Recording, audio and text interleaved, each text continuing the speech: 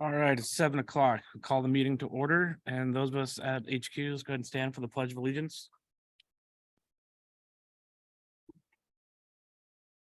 I pledge allegiance to the flag of the United States of America and to the and to the republic for which stands one nation under God, indivisible, with liberty and justice for all. All right.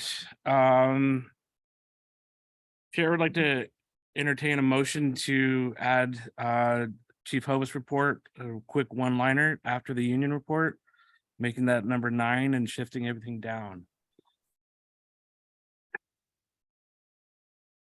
So Sorry, Mr. Chair, what's that you want? Chief Hovis would like to give a brief report on a firefighter. Yeah, really curious. Is that working? Mine's on. Check it. It doesn't. It doesn't amplify in the room. Oh, okay. Just for online? What? It's just for online. Okay. The chair would like to entertain a motion to add Chief Hovis chief's report, making it section 9 and shifting everything else down. I have mine pointed down so I can see the red. I get a motion. So moved by Commissioner Fahrenhoff. Can I get a second? Second. Seconded by Vice Chair Rowland. Any discussion? All right, motion passes. Any other changes to the agenda? Mr. Chair, there's been a request to change 9E Fire Chief Salary Resolution for action up to 9A. All right, is that a motion? Yes. All right, is there a second? Second by Commissioner Lawrence. Any discussion? All right, all those in favor say aye. Aye. Those opposed, nay. All right, so we'll do that.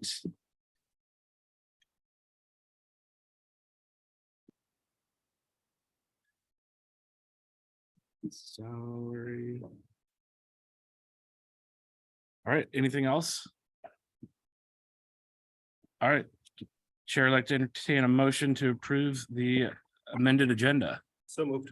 Moved by Vice Chair Rowland. Is there a second? Second. Seconded by Commissioner Fahrenhoff. All those approved, say aye. Aye. Aye. All those opposed, say nay. All right. Motion carries. Number 4, the consent agenda. With the CFO Bothwell. We discussed this at the last meeting. For 2 additional ambulances. So is there any further discussion, or can we approve the consent agenda as it is? What's the motion? We have a motion on the floor from Commissioner Lawrence to approve the consent agenda. Is there a second? Second. Seconded by Commissioner Fahrenhoff. All those in favor say aye. Quick Aye. request for, Aye. quick request for information here. Was there anything in this particular one about prepayment or any discounts that we were waiving? I just want to make sure. Not on the medic. All right. That then we're was good. the tiller. Thank you. Yep, that's why that should be under That's what I thought, but I just want to make sure. a different.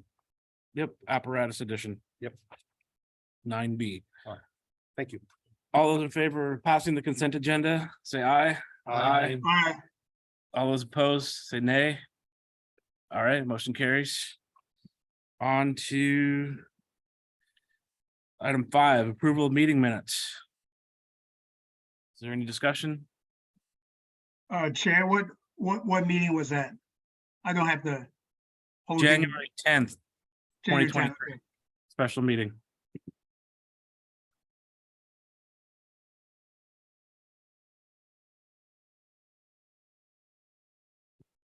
When it turns red, mark it's on.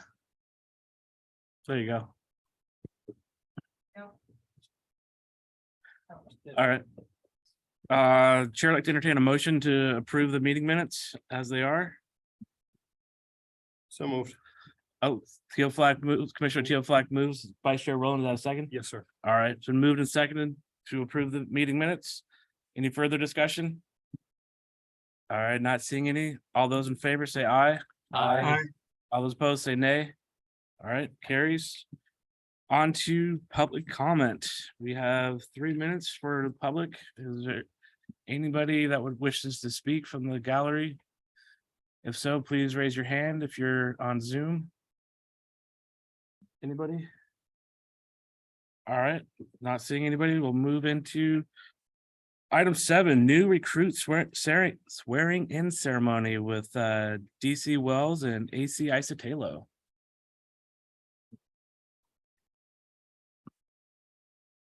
Good evening, Commissioners.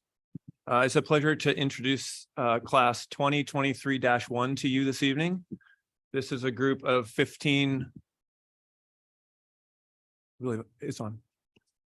This is a group of 15 firefighter and firefighter paramedics that joined South County Fire on the 1st of February. And next Tuesday, they will be beginning the Snohomish County Fire Training Academy. The academy is hosted here on our drill grounds and is 13 weeks long. This is a great group, and it's my pleasure to introduce them to you tonight. So I'm going to start with firefighter Stephanie Dapper,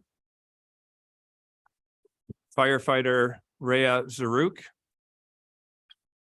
firefighter Katie Ness, lateral firefighter Xander Woofenden, firefighter Connor Holtum, lateral firefighter Dane Zerwas, lateral firefighter paramedic Brian Willett, firefighter Lorenzo Mendoza, firefighter David Schenk, lateral firefighter Gideon Lamb, firefighter Tanner Holmes, firefighter Lee Dong Fong, firefighter Nolan Heisel, firefighter paramedic Blake Churchill, and lateral firefighter paramedic Nick Jensen. Welcome to the new recruits. Yay. And now I'd like to turn it over to Chief Hovis for the oath of commitment. Thank you, Chief Wells. He did a great job in recruits. I think he did a great job pronouncing everyone's name correctly. Give me a thumbs up. We did it. Great job, David. So now we get to the important part about your oath of commitment. And you can probably tell I've slowed down the cadence of my voice because we're going to do this together to the pace of the Pledge of Allegiance. And we'll get this together really well done. Every year that we do this, each recruit class, we continue to do it much, much better, especially better than I ever did it the first time. So there's only going up from here. And if you're ready, you signify that by raising your right hand and we'll get to your oath of commitment. Are you ready, class 2023-1? I state your name, do hereby declare. I, Xander Woofenden, hereby declare That my fundamental duty is to serve that my fundamental duty is to serve the people of the South County Fire community. the people of the South County Fire community. I swear to protect, safeguard, and preserve life, I swear to protect, safeguard, and preserve life, health, and property health and property against fire and other perils, against fire and other perils, and to maintain a proficiency and to maintain a proficiency in the fire service. in the fire service. I will uphold the standards of my profession and position, I will uphold the standards of my profession and position, serve the people and members of the Regional Fire Authority, serve the people and members of the Regional Fire Authority, and will share my knowledge and skill with my colleagues. and will share my knowledge skills with my colleagues. I recognize the badge of my office I recognize the badge of my office as a symbol of public faith and trust. as as a a symbol of public faith and faith trust. and trust. And I accept so long as I am true And I I accept so long as I am as true I'm true to the ethics of the fire service. to the to ethics the ethics of service. fire service. All right, recruits, if you as a member of South County Fire and Rescue agree to these standards and responsibilities, please say I do after the following statements. I accept this self-imposed and self-enforced obligation as my responsibility. I do. I do. I make these promises so solemnly, freely, and upon my honor. I I do. do. All right, congratulations, recruits, class 2023-1.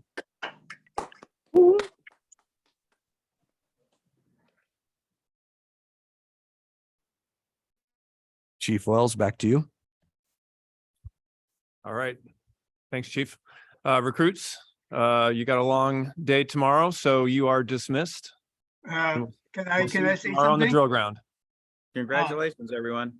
Can I get- Congratulations. Can I Go ahead, able to say Commissioner something? Chan. Go ahead, Commissioner Yeah, I Chan. just let them know it's the greeting from here, New Zealand in here. The two things I really enjoy most is when you're the swearing in and also when you graduations.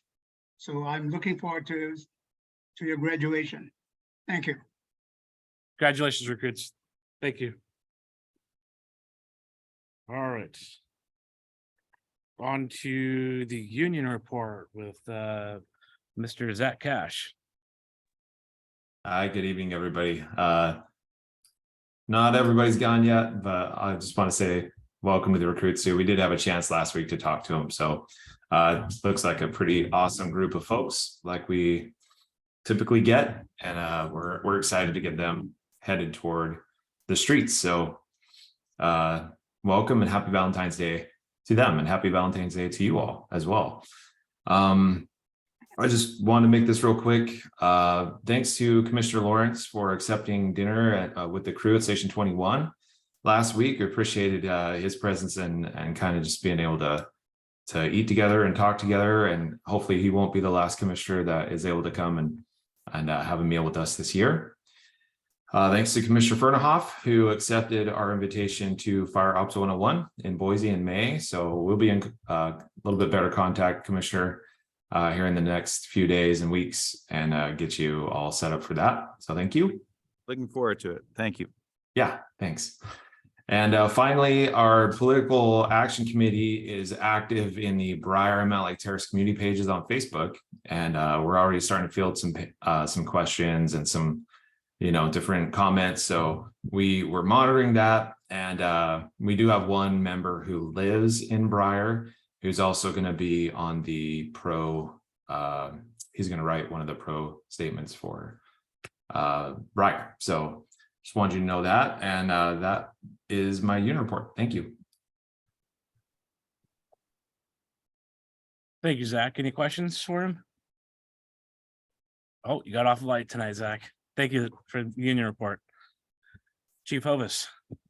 Thank you, commissioners, and thanks for amending the agenda tonight. I just wanted to share a little news. I do have permission to give an update to the board on this matter, but I'm going to talk in very a little bit cryptically, just in general, to protect the employees' privacy. We have one of our employees that had a unforeseen medical emergency in the Pierce County area. One of our firefighter paramedics last weekend. So it's almost been, oh gosh, almost 9 days. This person has received transport from their local provider to a hospital in Pierce County. They have been now in stable condition. They are in intensive care.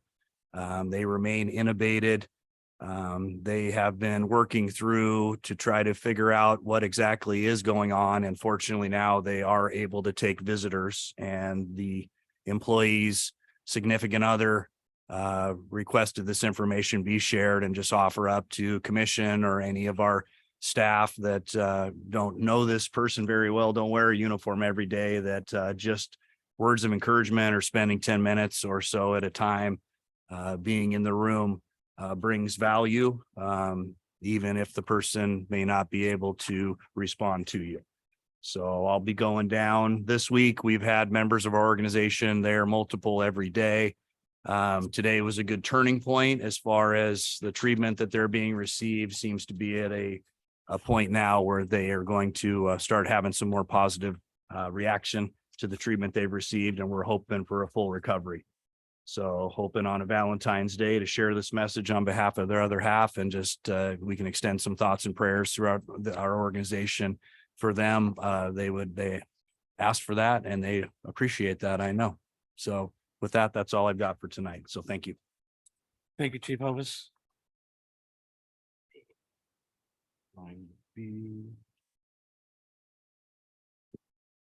Trying to get the 9E forward to discuss.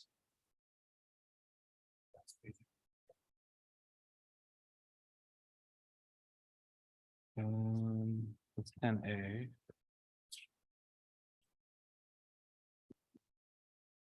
There's C. I was expecting there to be more. Okay. I was expecting there to be more to it than that, but okay. All right, so we're skipping ahead the discussion of fire chief's salary resolution for action. This here is I'll read the action. Be it hereby resolution number 02142023-4.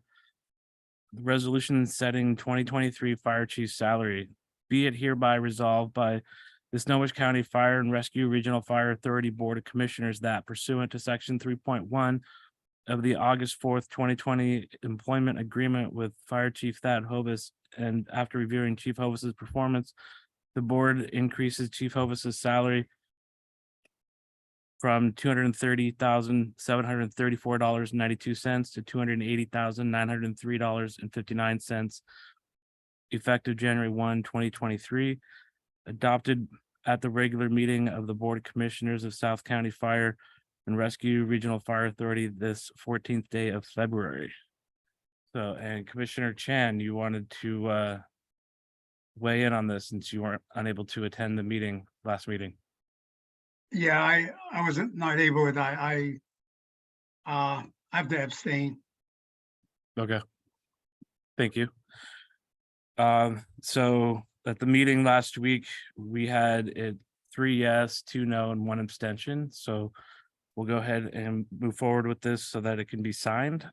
All those. So I need Chair would like to entertain a motion to pass this resolution. I So moved. make the motion to pass the resolution. Thank you. Moved by Commissioner Lawrence, seconded by Commissioner Farnahoff. All those in favor, say yes. We do have discussion on the motion. You can continue the discussion. Okay. I didn't realize it had more to say after last week. I just have a couple of words. Continue. Yeah. Okay, thank you.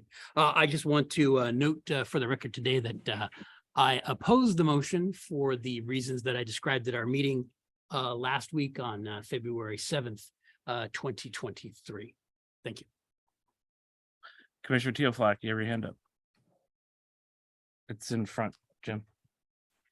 Yeah, I voted no last time, and I think Chief is awesome, great chief. But as you can see, it's a $50,000 raise, quite a bit, and I feel more comfortable at the $265,000 level. So for that matter, I'll be voting no. But I think Chief is very, very good. I have nothing bad to say. Thanks. Thank you. Thank you, crew, for making it out tonight. I know a couple of you have to respond to a call, so thank you. Point Commissioner of Chan? order, because I wasn't in, but Chris, are you suggesting you want to make a proposal to amend the thing to $260 some thousand? Yeah, I'm comfortable with 265,000 as the number, and I don't know if it makes sense to have an amendment or just to see, how we vote. Yeah, if you do the 265, I can support that. Okay. So you want to make a motion? I can second that. There's to a amend it. motion on the floor, and I don't know that the person that made the motion is willing to entertain another motion. Absolutely not. So that's, That's under our bylaws. We were just revising. Okay, then I will change it to opposing that.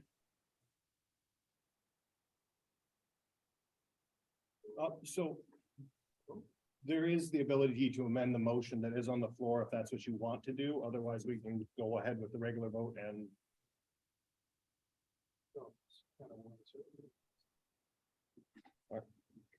So it seems like it's okay for me to Yeah, try and amend the motion. yes. That is an order. Okay. So yeah, I have like an amendment to 265,000.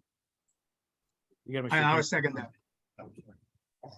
All right, it's been moved by Commissioner Teoflack and seconded by Commissioner Chan to set the salary at 265,000. Even, is that what you're suggesting? Okay. Yes.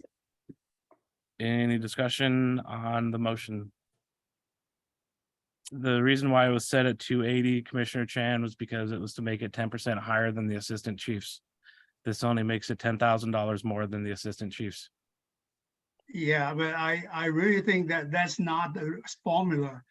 We did not want a formula that there's certain rent should be So- higher than so much money. And that's why I'm supporting the $265,000. So the CEO of this municipal corporation is only gonna make $10,000 more than his reports, is what you're saying. Yeah, because really, I mean, there's no such thing, the assistant coach and coach should have a certain dollar amount. Is never in the bylaw, never written anything. And I think what Chris suggests is very reasonable. And I have to also too, to saying that that eternity, it's a very high salary. And I don't, then basically we get in a situation kind of like, oh, so we raise the rise of the all ship rise when the water go up. And just you keep on raising our increasing our firefighter, then basically, I don't think it works that way.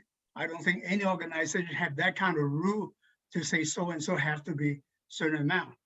And we also know that the head coach, I mean, may not be the highest paying person in every team either.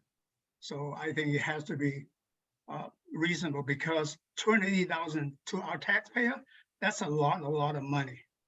And I'm not sure that we want to continue this kind of trend in here. That's in alignment with our 10 comparables. At the moment, he's number 6 within the 10. And to move it to 280 would make him number 3 in our 10 comparables. Well, I don't think it performed. I mean, maybe next year, but there's a little issue for this year. All right, there's a For motion the on the evaluation. floor. Well, To- I'm just trying to tell David, everybody. okay, thank you. Yeah. There's a motion on the floor for the chief's salary to be 265,000. All those in favor of that amendment, say aye. That's 2. All those 3, all those not in favor of that, say nay. Nay. Hey, So that's 4, so the nays have it. All those, back to the main motion for the resolution as it stands, all those in favor say aye. Aye. Aye. All those opposed say nay. nay, All Nay. those, any abstentions? All right, motion fails, so salary remains at 230,000. There's still opportunity for us to discuss what number we could agree to. Is that correct? Yes, All right. I don't think we have it on the agenda, and it's a special meeting, so we can't necessarily talk about it tonight outside of this room, so. I guess it's up to us whether we want to wait longer or whether we want to talk about it right now. I suggest we go ahead and talk about it now, since we have a resolution that we can amend during this meeting to pass it. Commissioner I Chan, have a different opinion. I think we should defer this.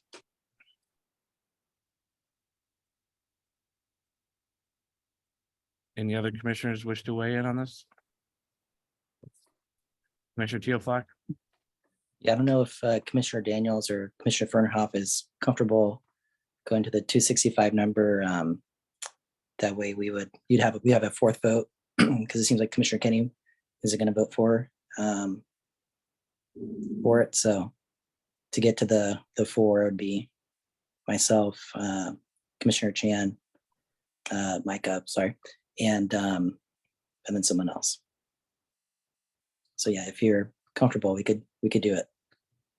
I'm going to propose a happy medium on this. I would move that the number be set at 272,000.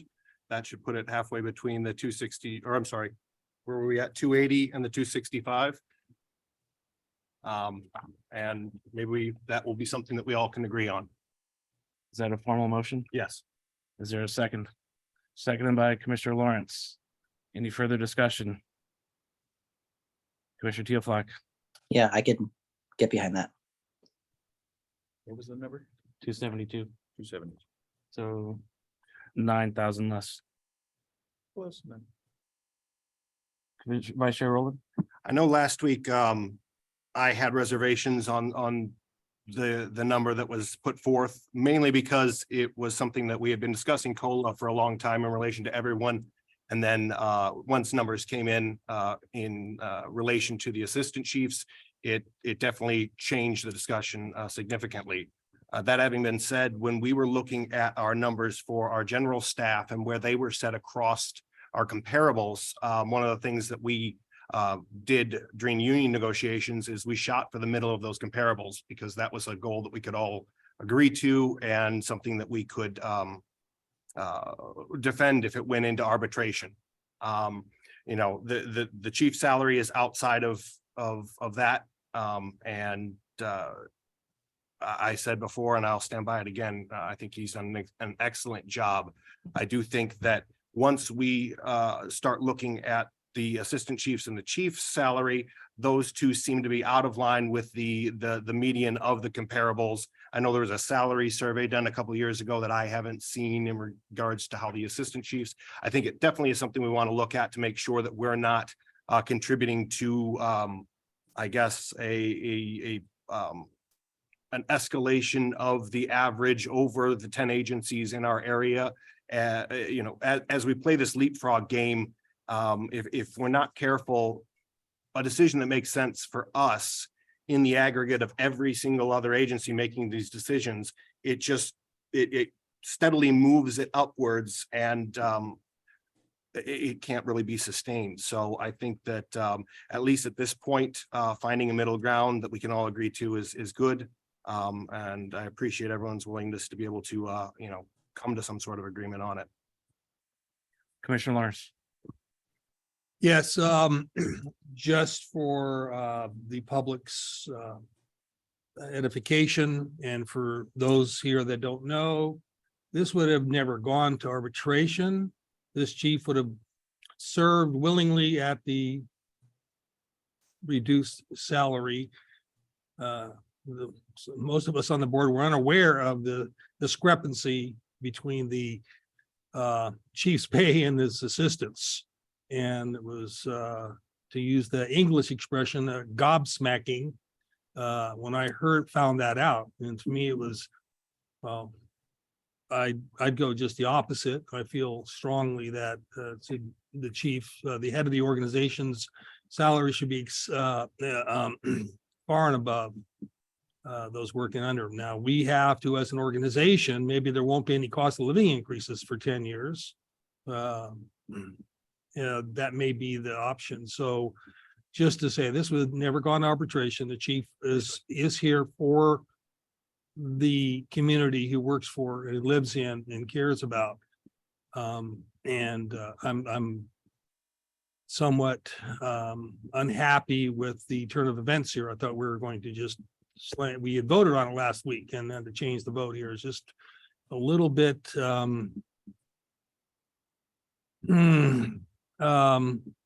well, I don't feel good about it, but I'm gonna vote because it seems like it's like we do compromise. Yeah. Thank you, Commissioner Lawrence. I echo your sentiment, and Chief grew up in this area as well, being a graduate from Edmonds High School. So just to add on to what you said. Any other comments? Yeah, I'd just like to add, for the public's understanding, it's very rare that we get talent that's actually organic to the neighborhood. There's so many firefighters these days that will take a job but live outside the regional fire authority.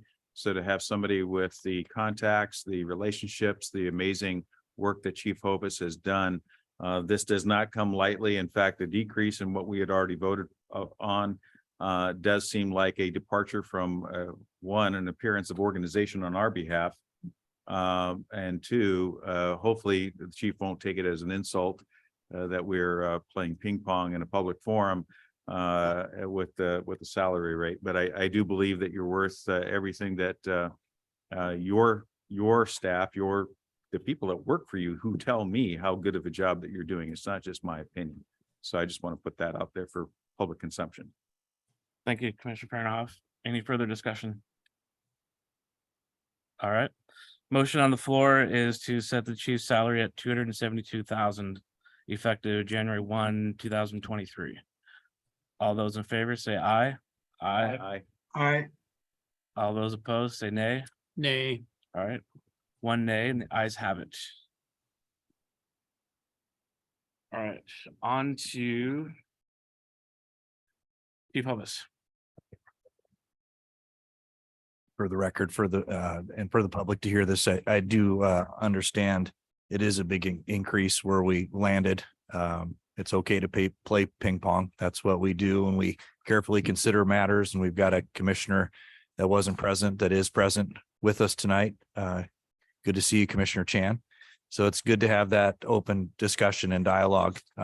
It's a very humbling raise where we were at, where we considered, and where we landed. So definitely appreciate it. And like I mentioned last week, this is a group effort. It's a team sport. I know that my teams, I'm proud of them, and is that they're proud of me and where we're all at and what we get to do and to serve, work for you as electeds and the public that we serve.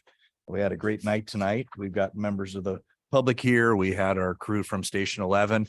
It's we can't do it without each other. And I'm here for a purpose and a reason. And this is my time to lead with this team. And we lead down to the newest people in our organization, these recruits we're bringing in. So really proud to be here and appreciate the action that was taken tonight. So thank you again for your careful consideration, and thank you for honoring me with this increase. And it's a happy Valentine's Day.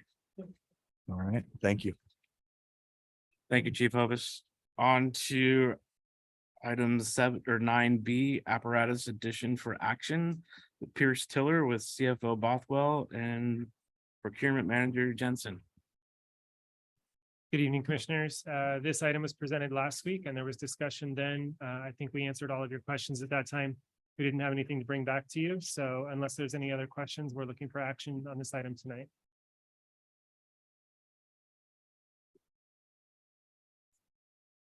Go ahead, Vice Chair. I was just going to make a motion that we approve the purchase of a tiller through the HGAC bid award process, Hughes JK 346 with the election. I'm sorry, can you start over? Oh, sorry. Yes. Not used to these mics. It's the first time.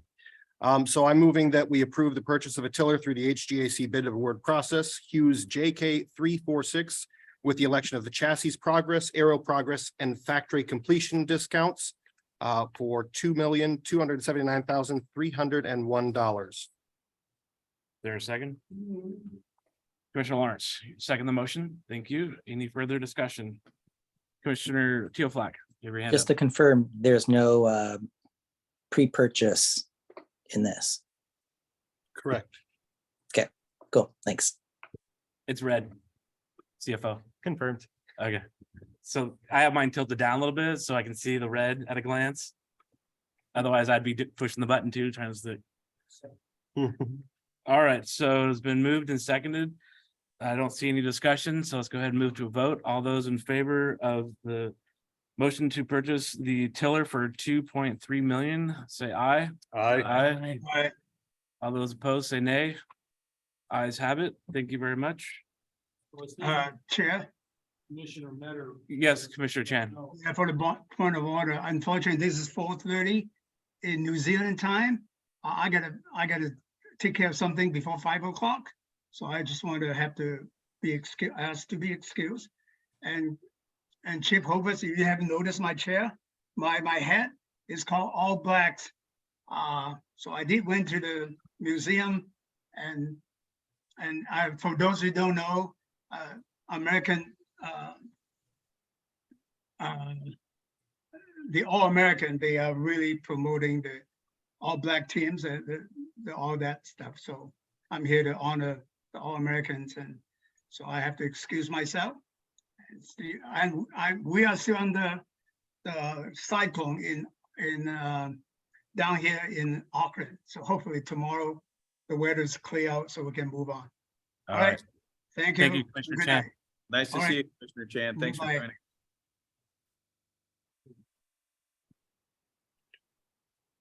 On to item 9C. Update on the annexation, City of Mountlake Terrace for discussion, Assistant Chief Eastman. Good evening. Laurie, could you show that slide real quick? So I'm after talking to Commissioner Farinoff after the last meeting, I'm going to give you a snapshot of where we are with the annexation process with the City of Mountlake Terrace before I get into the documents themselves, and kind of let you know where we are, the timeline, and maybe help ground us again, and we're almost to the finish line. As you know, the city adopted the resolution request annexation January 12th. We didn't require any action specific to that. We then are working and have been working on the amended and restated RFA plan to let you know. You have seen it. This will be the third time we've seen it in various additions of some of the edits, although not many has changed. The city council, it will be in their packet for their meeting on the 16th of February, which will be the first time they will have actually seen the pre-annexation agreement and the RFA amended plan. And for that topic, once we get done discussing tonight, the city gets done discussing on the 16th. Both the city and the RFA are bringing those documents before their respective governing boards on the 21st for action. That is our last meeting for action to be taken, because the documents have to be to the county no later than close of business on the 24th for them to get on the April special election for 2023. So you will see that come forward at the next meeting for action. And the city council will be approving it the same evening. One of the things we talked about needing to do is a SEPA review. It's a non-project SEPA review. It's fairly simplistic. That is in progress. We expect it to be completed on the 22nd of February is when the notices or the people can have comment. After that, our legal counsel will take all the appropriate documents and move them up to ecology. We had findings of non-significant with both the City of Briar SEPA review and the Mountlake Terrace SEPA review. Pre-annexation agreement. Again, this is a document that you've seen different versions of. We'll go through again tonight. The city council is going to see it on the 16th for review. And then again, you will see both of these on the agenda for the 21st for action, or for the board to consider for action. And this would then allow the City of Mountlake Terrace to annex into the RFA. And then the city needs to adopt a resolution to place on the ballot for the special election, April 25th. They expect to do that on the meeting on the 21st also. Obviously for us, there's no action that's required as a result of that. And then I don't know if you're all aware of it. I know the commissioners that were with us during the Mill Creek annexation, we have the ability to put a resolution forward in support of both Briar and Malt Lake Terrace annexations, and staff will have a resolution of support for Malt Lake Terrace and bring forward for your March 7th meeting for the board's consideration to support if everything happens on the February 21st, like we would expect. And a quick update on the city of Briar. I know that's not on the agenda. They have a meeting tonight, and they have a resolution on their agenda to put the ballot measure before the voters. That in Briar, that's going to happen tonight. Staff will have a draft resolution that will bring forward next week if the city of Briar votes affirmative this evening to put the measure to the ballot for the special election.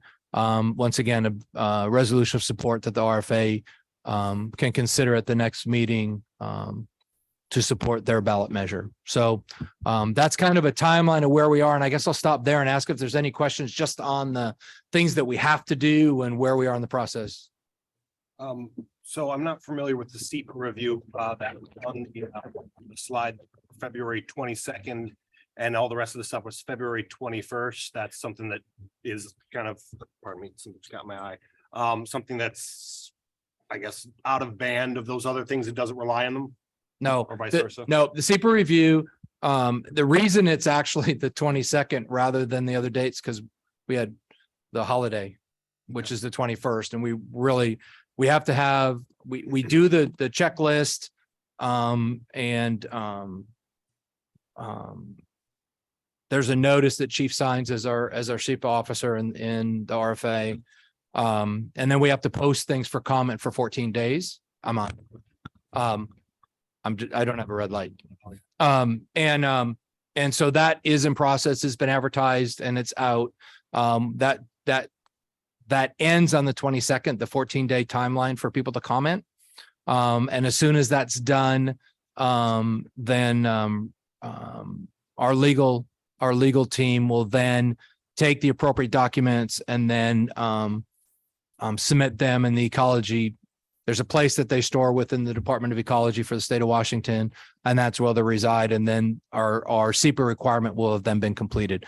We have done that. That's the only thing that we did a SEPA review for the city of Briar and another SEPA review for the city of Malt Lake Terrace.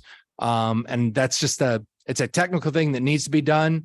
Doesn't require any board action. I just wanted to let you know it will be completed. It needs to be completed prior to them being on the ballot, and we will have met that timeline. Do you anticipate any changes to the pre-annexation agreement between now and January 21st? I do not. I think the only thing I see is any grammatical changes or maybe an inadvertent thing that as we go do a final review. I think both the RFA amended plan and the pre-annexation agreement that does not, those two for the most part, if there's any changes, they'll be administrative or grammatical or make sure spelling's right. Or I noticed, I can't remember which one we skipped a number. So we'll go back and make sure that's all correct. But I think the documents that were in your packet have been the ones that have been finalized and agreed to by the city also. So unless there's something that we overlooked, I don't anticipate you'll see anything other than grammatical changes on those two documents. Now, on the use agreement for Station 19, I got some, we were struggling a little bit with the insurance language. Part of it was, are we even authorized to insure the building if we don't own it? That has since been clarified. There's language that Rich and the city have agreed to. We just need to make sure the underwriters are okay with it. It won't change any of the nuances of the agreement. It might be the underwriter needs this verb or that verb for them to insure. But so there's a few things to change in that agreement. potentially, but the main part of the agreement after review tonight will be pretty close to what you see in the packet. All right. I guess my question would be, would you recommend that we wait till the 21st to go through with the passing of it, or can we just get it out of the way now? I guess I would ask that we wait till the 21st. Because we've, quite frankly, we got these to a final draft this morning. All right. And I want to make sure we do our due diligence and go through the documents, so I don't have you approve it tonight and then realize we made some mistake and have to come back and have you reapprove it on the 21st.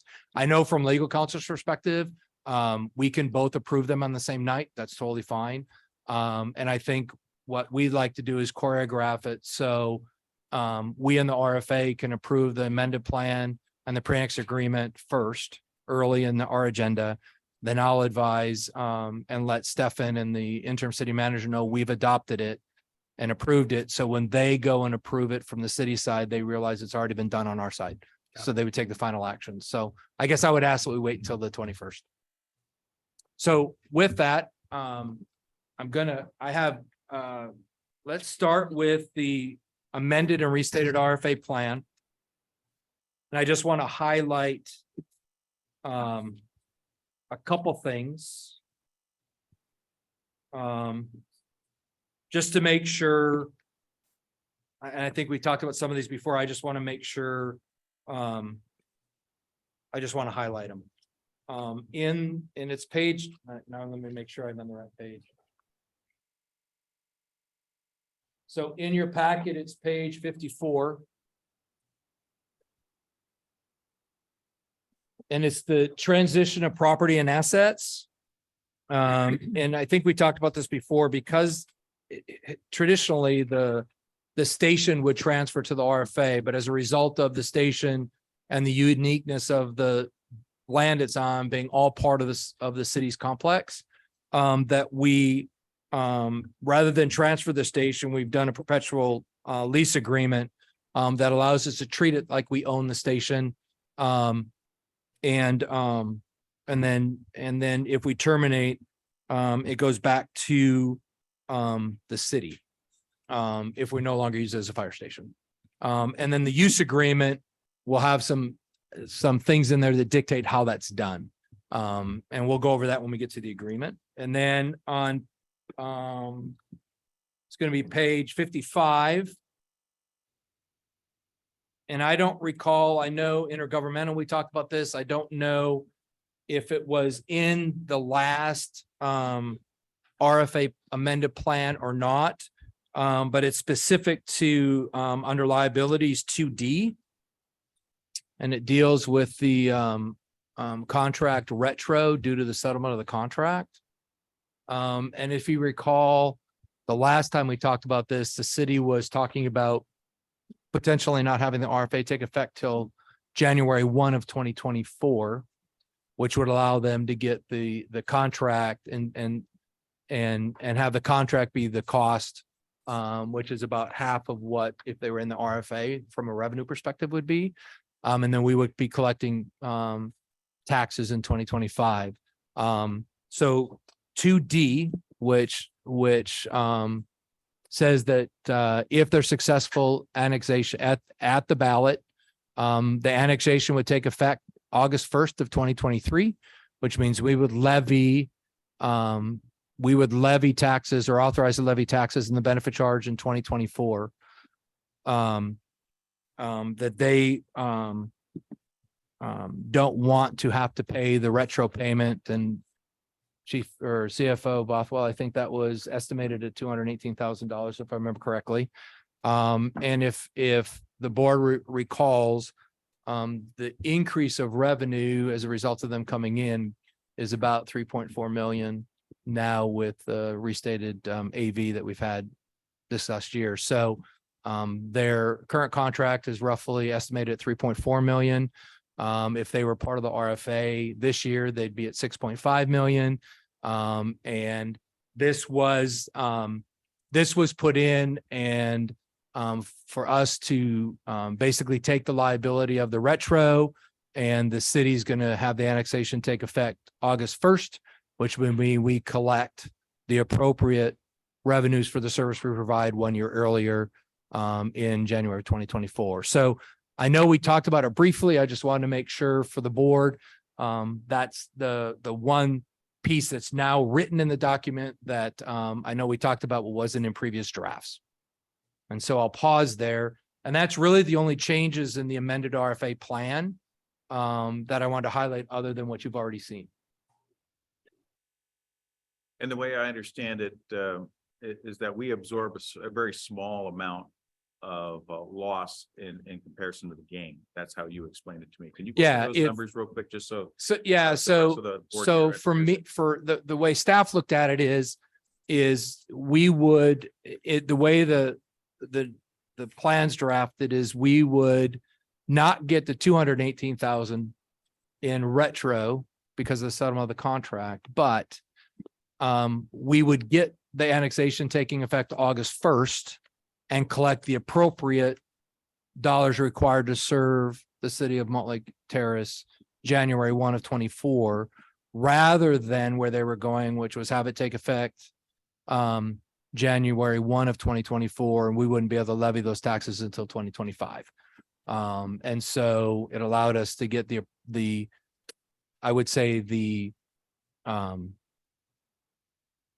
parity dollars a year sooner, based on what they were talking about. So it's a good deal. well, from a staff's perspective, that's why it's in there as far as giving the 218,000 to ensure that we have a August 1st formation date of the RFA. From staff's perspective, made sense. Okay, thank you. Commissioner Rowland? So I'm just trying to understand this, the section that deals with that land. I know we had talked about, so we're having a perpetual lease. If we decide we're not going to, effectively, we are having a perpetual lease of both the land and the building. The building isn't coming over to us unless the city decides to break the contract, and then it's our building. Yeah, and I'll go over in more detail in the station use agreement. It clearly states in the use agreement what happens. I'll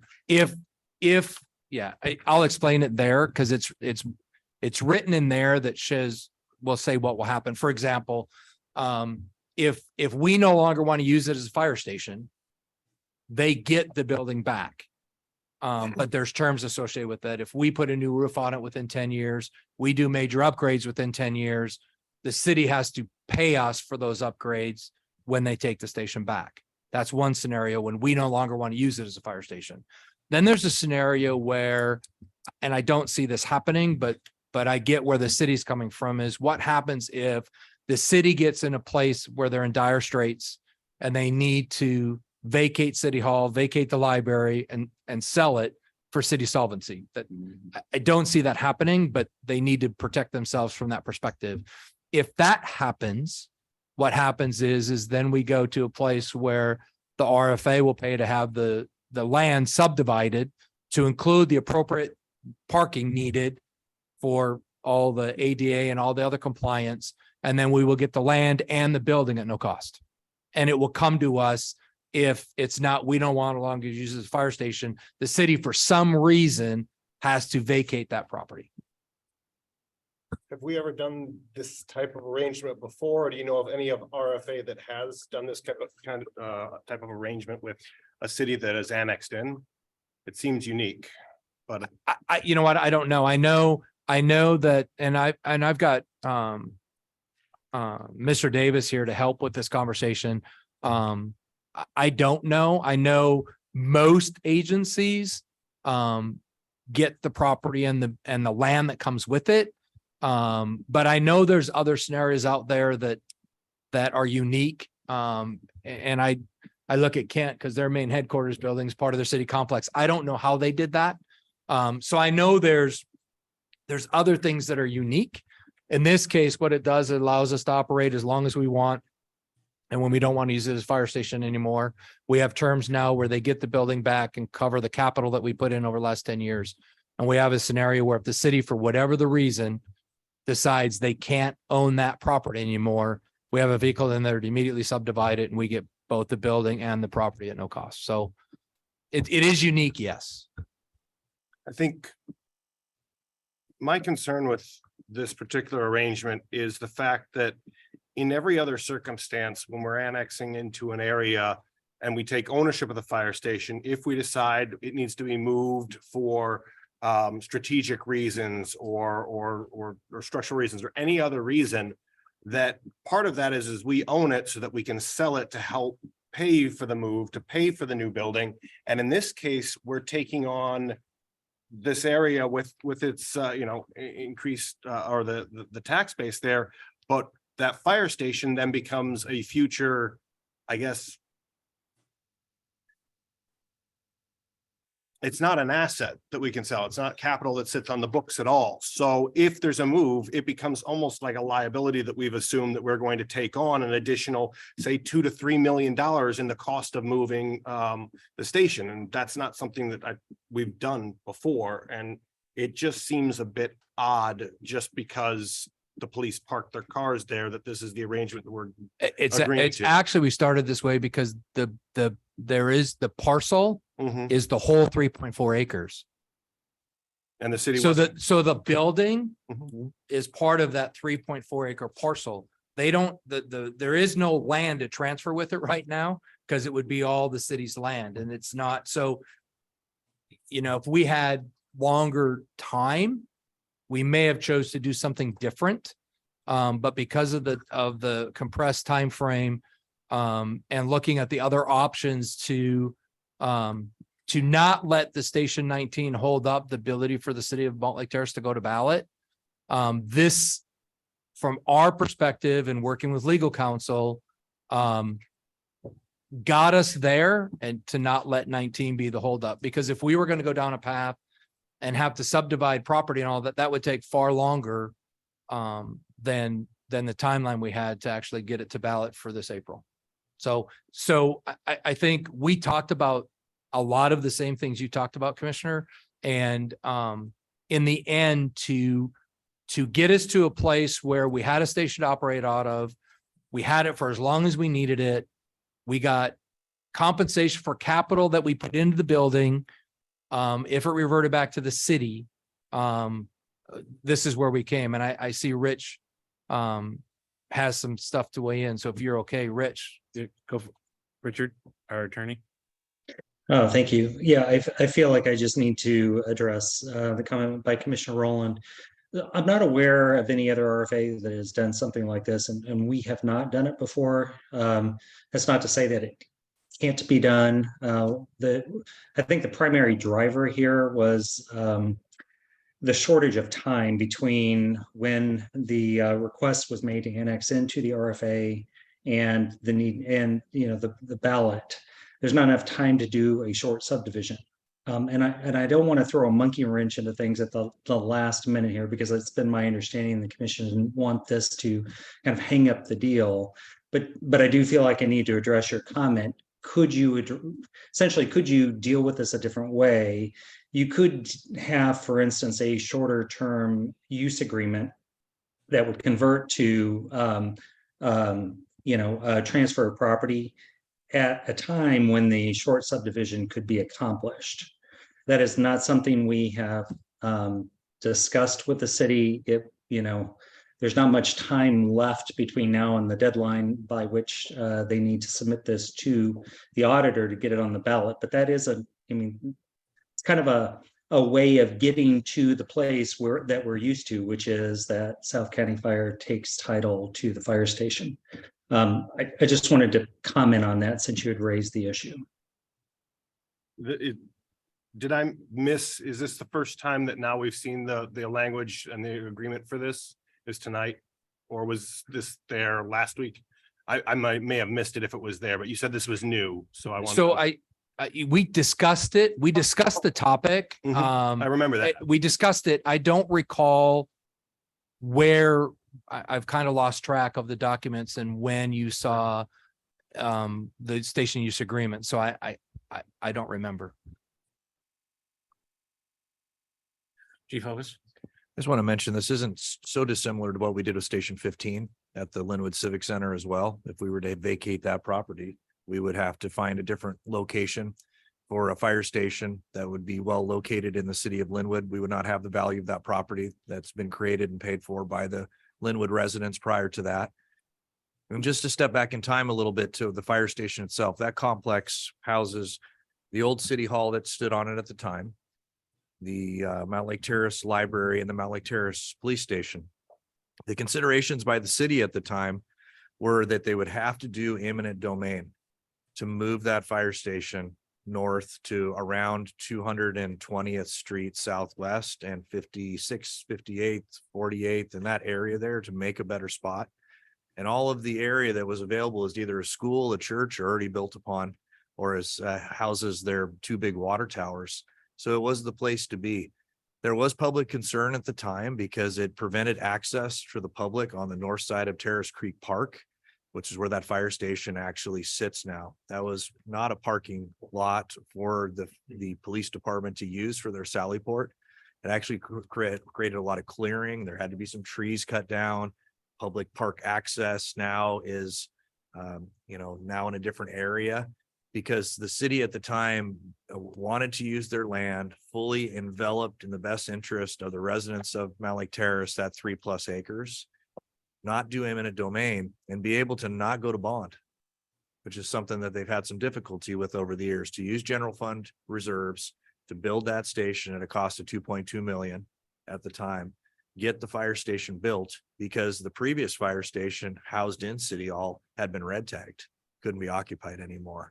So that's sort of the history of it. If that helps, it's a very complex parcel with a complexly built fire station that still has serviceable life, that has some history that's really goes back decades, really back to when Mount Lake Terrace was incorporated in 54. I mean, that's the spot they stood up. The nice thing about that is it does have good access. We are running 2,900 calls per year out of that fire station. It's strategically placed. And there is some benefits if we're able to get there with, the use of it for many, many, many years. And, this organization was just like all of our 15 fire stations.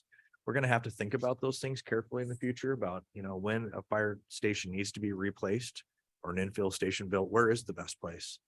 But at the time, that was the only feasible place that the community of Mount Lake Terrace and their council was willing to go at the budget that they had to get a fire station that they really needed to get built, because we'd been in a trailer in front of Old City Hall with our apparatus parked inside a garage that was red tagged for well over 3 years before that thing was constructed. That's the history. So hopefully that helps. I just want to say it's a complex issue, and there's been some really good discussions with the city. And thank you, Chief Eastman and Rich, for a pretty thorough explanation. So hopefully that helps. Thank you, commissioners. Mr. Kinney. Chief Eastman, can you remind me of what our arrangement is with Station 76 if we decide to not use it anymore? I recall that the deal is the city has to buy that back from us. Yeah, and they have an equity stake they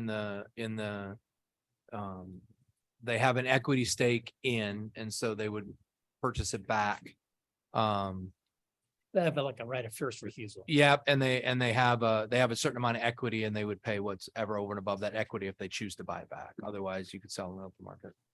Is it in at least one frame of mind unfair to require them to buy back their station, but if we give up Station 15 or Station 19, those cities get it back for free? So I think Station 15 gets right of first refusal at terms negotiated at the time that it goes back.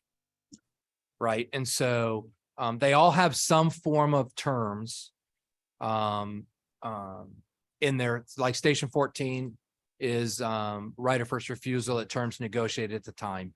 Station 15's right of first refusal, terms negotiated at the time. Or actually, I think the city has the right to buy it back because it's on their complex, on their city complex. And then Mill Creek, if they choose, has an equity stake. What we did with 19 is for any improvements, capital things that we do to the building within 10 years of reverting it, they would pay us for. So we, in other words, they don't get it back for free. If we do things to the building as far as capital improvements, they would have to pay us for those capital improvements that have been done. So everybody's paying something for what they get back. It's just a matter of how much. And because of that building, there's no land that goes with it because it's part of their complex already. And the thing about fire stations is if they're not being used as a fire station, they're not worth much on the open market as they are for us. For instance, a fire station for us, right now, a new fire station is $12 million to build, starting from, without the ground, right? That's engineering and everything goes along with it. So a fire station that's in good repair, station 19, who they may have only paid $3,200 or $3.2 million to build outside the property, is worth about $8 million to us because of what it costs for new ones. But if you were to sell that in the open market, the land's what's worth all the money, not necessarily the sticks and mortar. So yes, we did this one differently. They don't get it back for free. They give us what we did in capital in it. So if we put new roofs on, we put new HVAC AC, we do XYZ as far as maintaining that structure for what we need.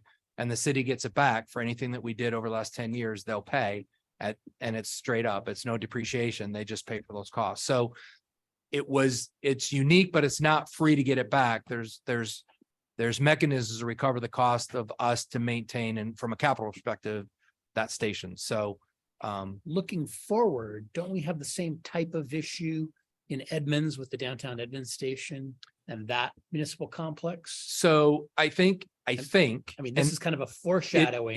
So of that issue that's coming potentially one day too. Yeah. So station 20, station 16 are easy. They're on their own, they're their own land, their own thing. I don't recall, and I was going to look it up and I apologize. I just ran out of bandwidth today, is to look at station 17 and see. I don't know if station 17 is on, if that piece of property is all, or if they have station 17 sits on its own parcel like station 15 did. And then the city hall and the police station have their own land parcel goes along with it. So it could be like station 15, where you can get the land and the building and do like it back. You give it back to the city when they're done because it's part of the city complex. If it's all one parcel, it'd be fall more in line with what we're doing with Montlake Terrace in this case, but station 4 or 16 and 20 have their own land and they have their own building, would be easily transferred to the RFA. So 17 is the one that may create some uniqueness depending on how the land works and everything else. The city library used to be there, so I'm guessing it's more on the Montlake Terrace model Could than the be. Linwood model. Could But be. I just see that as the Montlake Terrace situation foreshadows potential of the coming Edmonds issue. I did want to go back to what you talked about for a moment about the retro payment, the 218,000 retro payment. Now, haven't they been due to pay that since we settled the contract? I mean, haven't we? I mean, that's not something new. Haven't they had to pay that for some time? I don't think they've gotten the final invoice yet. I think they're waiting for the final calculation invoice for that to happen. So they've got an estimate and that's it that I'm aware of. Chris? Yeah, that's correct. Retro gets paid in the next week. And so we'll bill the cities after that. So it's attributable to the periods in 2021 and 2022 though. Right. Yeah. Is that true for the other cities also? It's other the contract cities? same problem.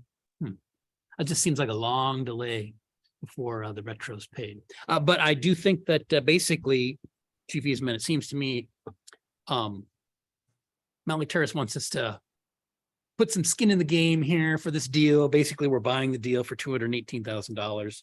And in exchange, we get to tax them at our tax rate starting sooner. So I think in the trade there for those two things, I think that it ends up being a good deal.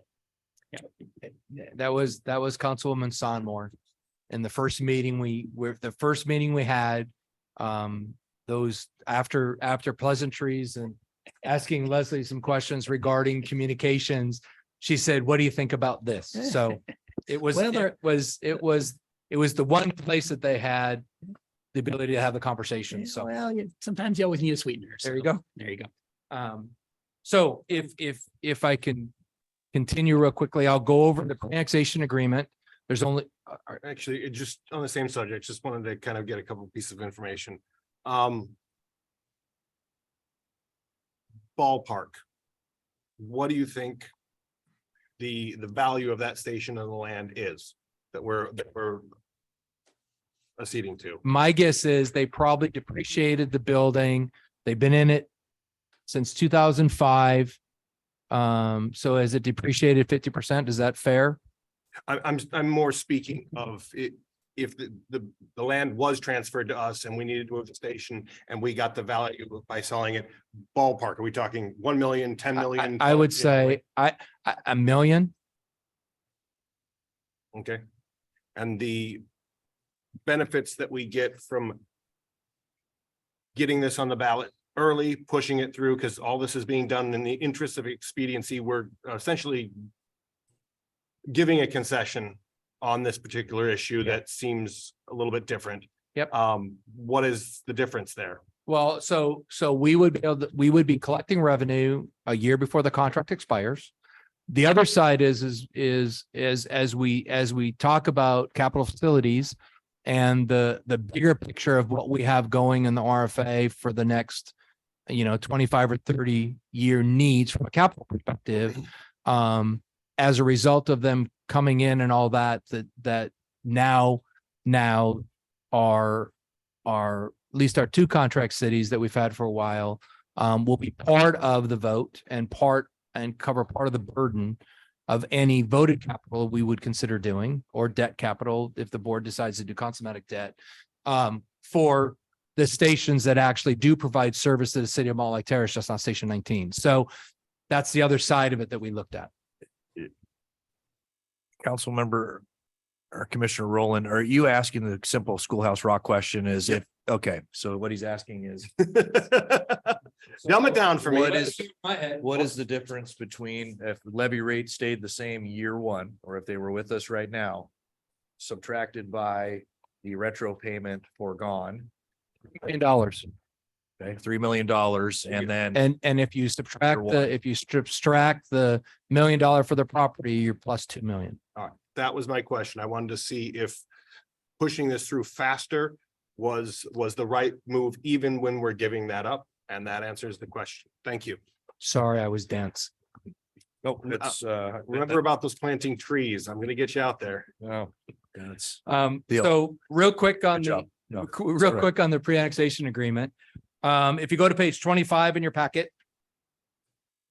I think we talked about this at the last meeting. It's now in contract language. Remember we had in there a restated and amended interlocal agreement to provide services if the annexation were not successful. What we've done is change it to say that if they're not successful at the ballot, and this infers that they don't get it passed by April of 24, just for everybody's, because they'll have the 25th, the general, the primary, and the two specials in 24, that they will immediately move into negotiating and the restated ILA for contract for 2025. And that's different in Breyer wanted the restated ILA in their agreement. And Malt Lake Terrace really wants the annexation to happen, and they want to ensure that they get a second bite at the apple if they need it before they actually sign the restated interlocal agreement. My whole thing with that is that I wanted to make sure they knew what the financial terms were that were going to be part of that. And they presented it to the council the last 3 times I was in attendance there with Leslie. They're well aware of the fact that parity, and they know exactly what parity means. And so when we get to that place and restate to renegotiate the terms, it's not a surprise, and we're not holding the city of Malt Lake Terrace hostage. We've laid the groundwork for that. So that's something that will be negotiated. If they're not successful, I suspect we'll be successful, won't need to get there, but that's a change that's now in the agreement. And if you go to page 26, talks about the actual use agreement, and the use agreement is going to be Exhibit 1. And I don't recall if that was there, but I wanted to put your attention to the use agreement, and then I'm going to quick over the use agreement. If there's no questions on the pre-annexation agreement. I just noticed I had one more question around that building. I'm so sorry. No, it's okay. One of the biggest costs, increases, to my local, condo association was earthquake insurance, because we talk about that in Scholar, we talk about it here from an emergency preparedness standpoint. With this building, do we pay for the insurance, earthquake insurance? And if it goes, if something like that were to happen and the building needed to be replaced, the city has agreed that it's going to replace it, or how to, that piece right there is just the one last thing. So that's the It's an insurance. case, but So that's the insurance conversation that we've been having.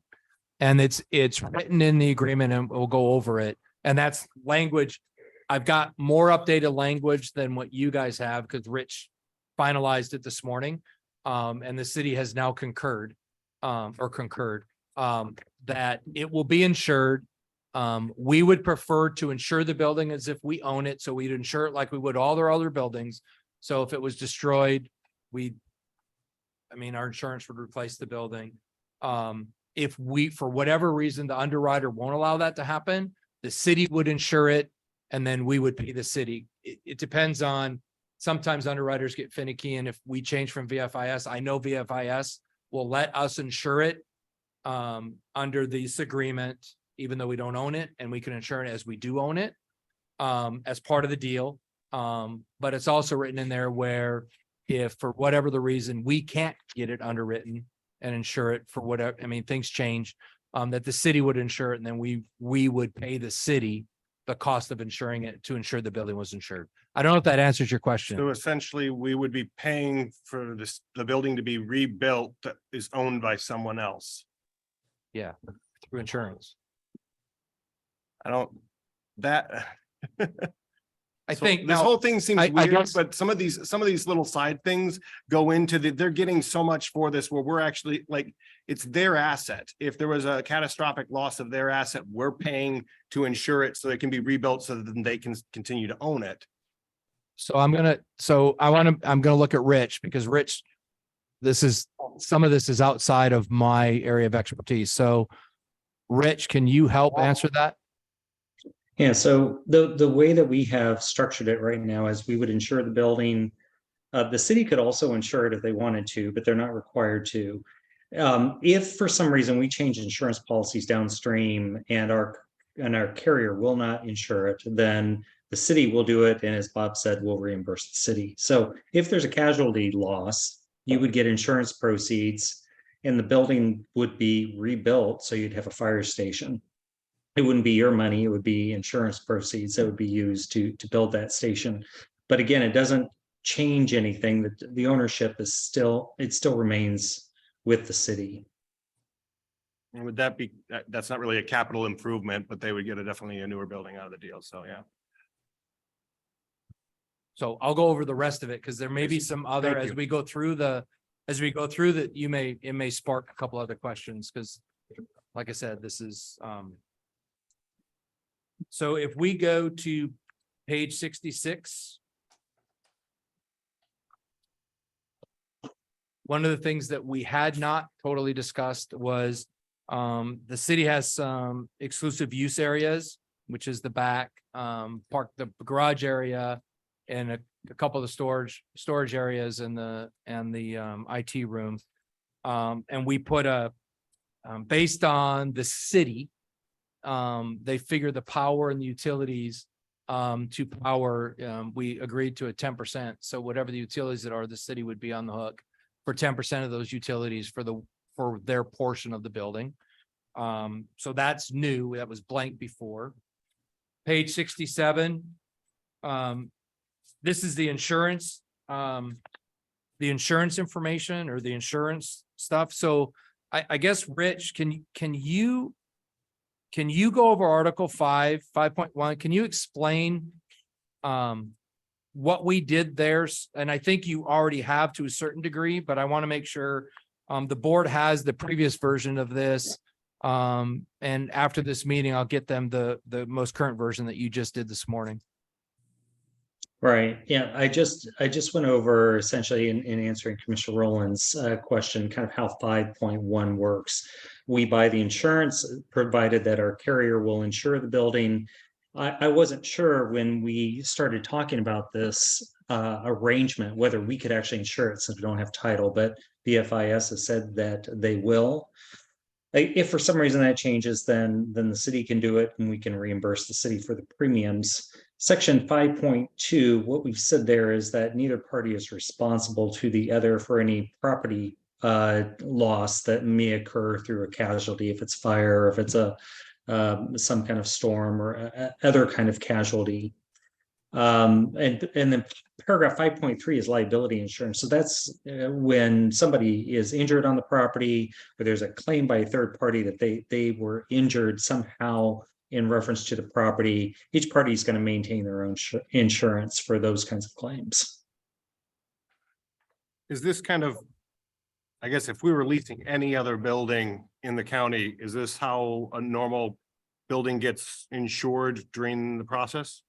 I mean, I don't know Well, what the in this type of case. typically, you know, the landlord would insure the building. That's typically how it works, and that's why I wasn't quite sure if we could even get insurance in this case. But VFIS said that they would insure us. And oftentimes the tenant reimburses the landlord through what's called triple net or common area charges. It reimburses the landlord for their insurance and other expenses that they're responsible for in maintaining the building. So it's not, I wouldn't say it's typical. And then you said that 5.1 basically was saying that if we couldn't get insurance, that they would take over insurance, but that's not what the last sentence there states. It states that the parties shall promptly meet to confer to reach a resolution which meets the intent of the parties as expressed in this section as nearly as possible. So Yeah, that would, the intent is that we pay in that section. The second sentence in that paragraph is where if we can't obtain the coverage for whatever reason, that that the city will take it over and will reimburse the city. Okay, my apologies. That's why we have you around to help interpret the legalese. Any other questions, Commissioner Rowland? For Rich? No, thank you. Anybody else have questions for Rich on that? That's an area I'm not as versed in to talk about. So if you go to page 68, I know we talked about the generator and the 50%, we split 50-50 to put a generator that will generate the whole building. This is the language that's in there for that. There is a possibility that that based on they go, there may be 2 generators there, 1 for each building. Obviously you get a deal by having that done together from a work, right? If for some reason they put 2 generators there, each party will maintain their own generator based on the respective building. And obviously if the generators does half our build, or half of it does our building, half of it does the city, but we share the cost of maintenance in that as appropriate, depending on where it comes. And so I just wanted to highlight, we put that in here, the language is in here. And if the city so chooses to move forward with a new generator that by virtue of this use agreement, we agree to share in the cost 50% for the install and purchase of that new generator, which is not the generators for like what we have as our fire stations that do 3 or 4 circuits to maintain service. The generator they're talking about is like the generator we're going to put here that makes this whole building light up when you're off the power grid. So the crews will have power, whether the power grid's up or the power grid's down, the generator will be on or will be off, and they'll have full functionality of the fire station is the intent of where the city had planned on going, and what we're talking about when we talk generator. That brings up an interesting question. Do fire stations have the ability to accept shore power? So for example, if there was a disaster and I ordered up large generators on a trailer and they pulled up in front of the fire station, can they be backfed into the station, pre-plumbed, and if you will. So they can. I know the generators that we have backfeed, but I don't know if they're set up like you're talking to take an external generator. Jason would probably know better. Ours aren't currently set up that way, but you can do that to your home too. So you've got to make sure that you're disconnected from the incoming power. So that when linemen are working on the lines, you're not, that they think are down or dead, right? So there's one switch to do that, and then the other one you can do, but we're not currently set up that way. And after researching a prior question from the board about the station generators, the majority of our generators run the entire station. I believe there's station 22 doesn't, 23 does because it's with Alderwood Water, and they have a lift pump there by the lake. So we co-share that. So I checked with the facilities, and they said actually that our generators do run the complete station. Thank you, Chiefs. Appreciate it. I just have a quick question. Chief Isatelo, so for what duration of time do they run the entire station? A day, half a day? Until we run out of diesel. So I believe those are 500-gallon tanks that are on site. Okay. They're on a keep full. Okay. With our vendor. So roughly, what would you guess a day? I Like your don't know. I mean, fingertips they run weekly for a test is really all that. I will tell you, we did that work 5 or 6 years ago. And if we had all our above ground tanks, everything was 3/4 based on our fuel consumption use at the time, we would have enough fuel for 6 weeks. Oh, great. Okay. That includes generators operating for 6 weeks, along with our normal diesel consumption within our rigs, plus or minus, right? So to Okay. answer your question, I don't know where we are today because some of your medic units now have our regular gasoline, not diesel. And we've got other stations and some other pieces added. So at one point we had 6 weeks. I don't know where we are now. Yeah, we figured worst case scenario, if we were at a half before refill across the board because of the increased call volume due to windstorms and or snow. Chief Isatelo and I had talked about it. It's kind of a 2-week thing. And we talked about the supply chain as well. So 2 weeks, everything running and all the rigs. We got 2 weeks minimum. I know that recently we were out for 4 days ish. And so I was just curious, is it 7 days? Is it longer? So that was where my question was coming from. So thank you everyone for answering it. I got 2 more and then I'll take any other questions. Page 69. This is section 7.4. This is payment upon termination. This is just the verbiage based on 10 years of capital that they would, if the building went back to the city, they would pay us for any of the capital costs that was done last 10 years. I just wanted to let you know where the language was for that in the agreement. Which section was that? Sorry, Which section? 7.4, payment 7.4. upon termination, Okay. page 69 of your packet. Yep, I'm on there. And then the last item is page 70. And this is the termination to 8.4. This is in the scenario where the city is forced to sell. And it basically says what I've already stated. You just see the language that the land will be subdivided to include the appropriate space needed for parking, because we have parking requirements because it's a public building. And the land in the building will be transferred to the RFA at no cost. It's actually one. And I've talked to and the work is they can have the appropriate subdivision done within 12 months to make that happen. So, and I'll be honest, I'm scratching my head to try to figure out when this would ever happen, that a city would have to sell at City Hall. But their attorney and they have a point. There's some cities in this state that are in dire straits and they're selling assets to keep the city afloat. And not knowing what the future holds, the city needs to ensure that they could offload property to maintain city services if they needed to. We needed to ensure that we had a building to maintain providing fire service to the city.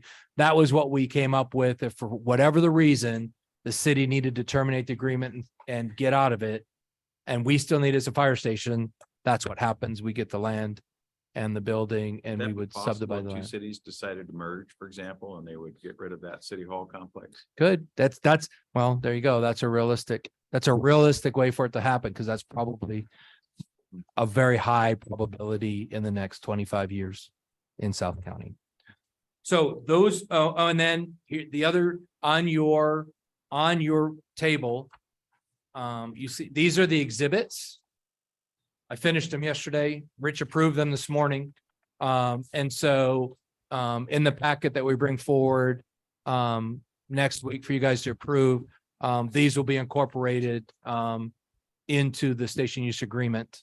And I think with that, I'll pause. If there's any questions, Rich is here to help me answer them, and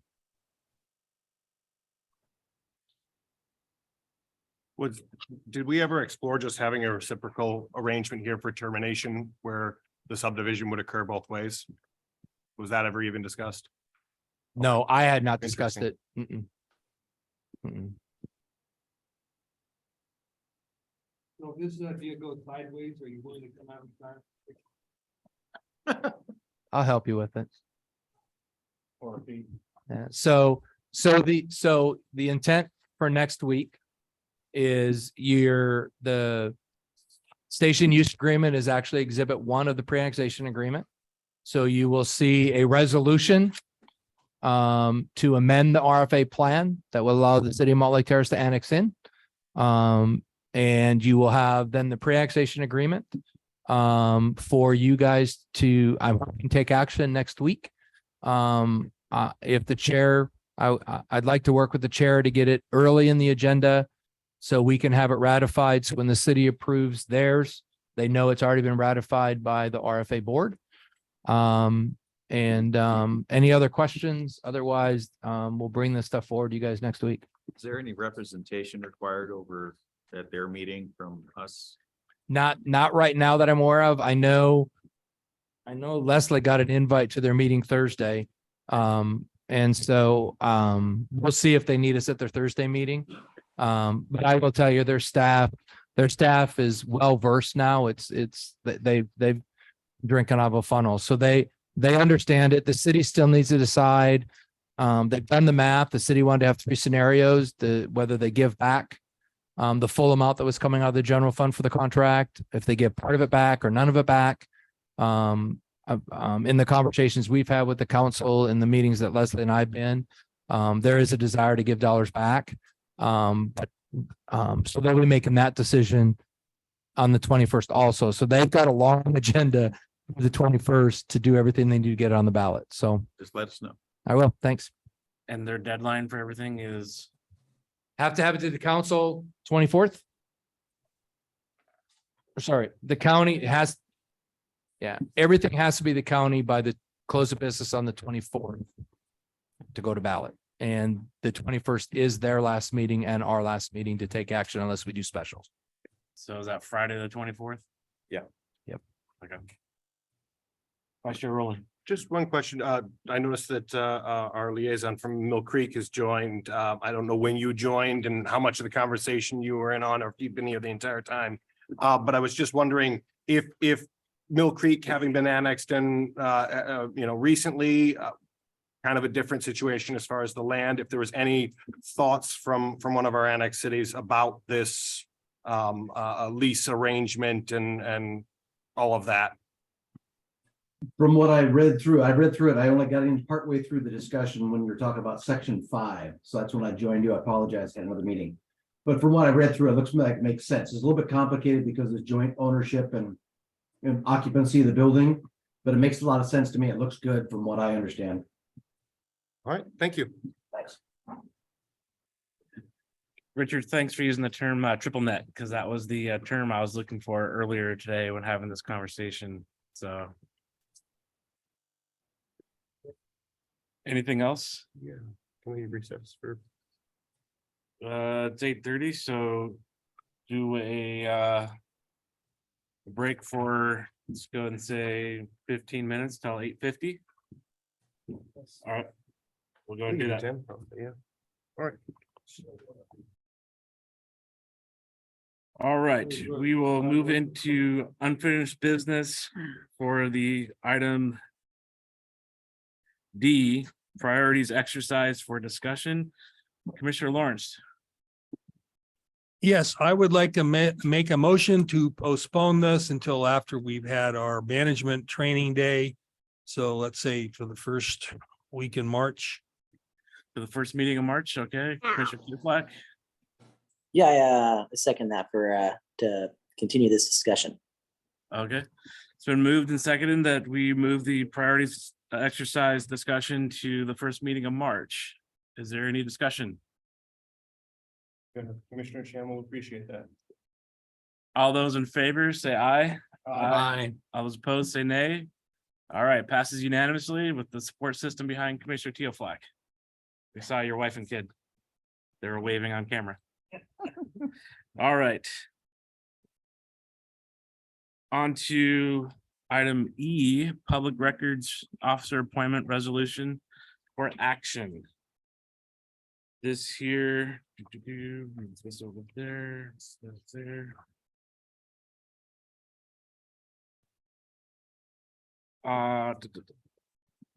Yeah, it's for to move Amy as the official public records officer.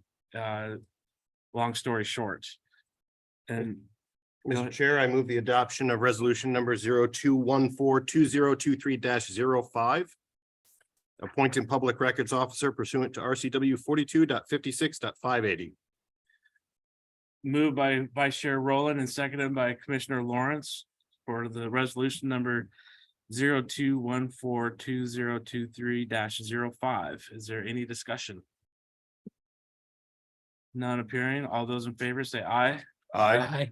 All those opposed say nay. Ayes have it. Thank you. That moves us into new business, voucher resolution discussions. And what this is our general counsel, Richard Davis, has approved this. And that this is to allow the chair only to sign resolutions after the board has approved them. This would be retroactive to 2017 when the RFA was formed, and this was available then. So when the board approves a resolution, instead of having all of the board members sign it, this would allow just the chair to sign it. That is the idea behind the voucher resolution for discussion. Commissioner Kenny. I just had a question and maybe for our CFO, just looking at the active language in the resolution, indicating that South County Fire may issue its own warrants for payment following governing board approval of vouchers, and then may be signed by the chair. And is that consistent with our current practice? Last page, flip it over. It's on the back. There you go.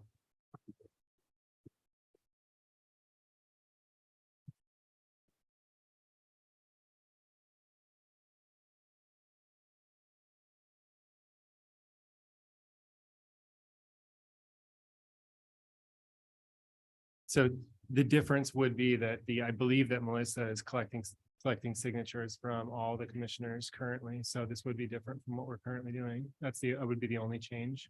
No, but okay. But so then I want to ask more particularly though about the issuing the warrants after approval of the vouchers. Is that what's currently happening? That is correct. There's certain circumstances where we would issue vouchers in advance and they would be under $10,000 and not dealing with anything other than the general fund and routine expenditures. And those are done on kind of a prepaid basis. There's a separate policy that's been adopted to do that.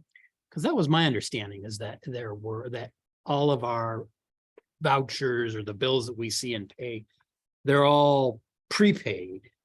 They've all been paid ahead of time. That's been my operating assumption for many, many years now. And when I saw this, I didn't know if this is changing, or maybe you can just refresh my recollection maybe on that. Sure. So currently what we do is on the vouchers that are on the first and the third meetings of the month, those have a check date of the meeting. And so those are released the following day after approval at the meeting. Other vouchers that might end up on the consent agenda that are under $10,000 and don't have anything to do with the capital fund and are normal routine expenses, those we do prepay at times, and you'll see those also on the consent agenda after the fact. I think that change occurred in about 2012, where we went from everything was paid after the board approved to, I thought it was all prepaid. And so that's good to know that some of it is not, because of course, I opposed the prepayment back in 2012, and I'd like to see us go back to not doing the prepayment so that we actually have control over the disbursement of funds. But that's good to know that we at least actually do have control over some of them. So I'll look a little more particularly at that in future ones, because that's good to know. It's been particularly handy for the board to have the ability to say no to paying things when we haven't wanted to pay, as opposed to it's already paid, what can you do? So I appreciate the clarification. Thank you. As to the central issue of having the chair sign instead of everybody sign once the board's approved, that sounds reasonable to me. Commissioner Rowland? It seems from the language of this that we're trying to make this retroactive. Are there particular warrants, particular things that we need this to be retroactive to cover? Are there things that just never got signed? What's going on with the retroactive element of this? Melissa, can you speak to that by chance? I'm just gonna speak to it. Yeah, Richard. Yeah, so the reason I put that language in there is because the resolution that was passed back in 2017 didn't expressly say that South County Fire can issue its own warrants. That was the intent, but in order to clarify that, I just made it so that this goes back in time and clarifies that resolution passed back on the formation date of the RFA. So are you saying, to your knowledge, there are no particular contracts or warrants or anything here that now this would cover and, be able to be just signed and be done with? I can speak to that, Commissioner Rowland. There are certain warrants that are certain documents that do need to still be signed. This was brought up in particular because of the hybrid meeting situation, where we originally had line items for every single commissioner to sign. When everybody was here in person, that was easy enough to do. It became very difficult once we had certain individuals not attending in person. And so this helps to assist with that as well. So yes, there are some that have not been fully executed because of that. And this is intended to help that.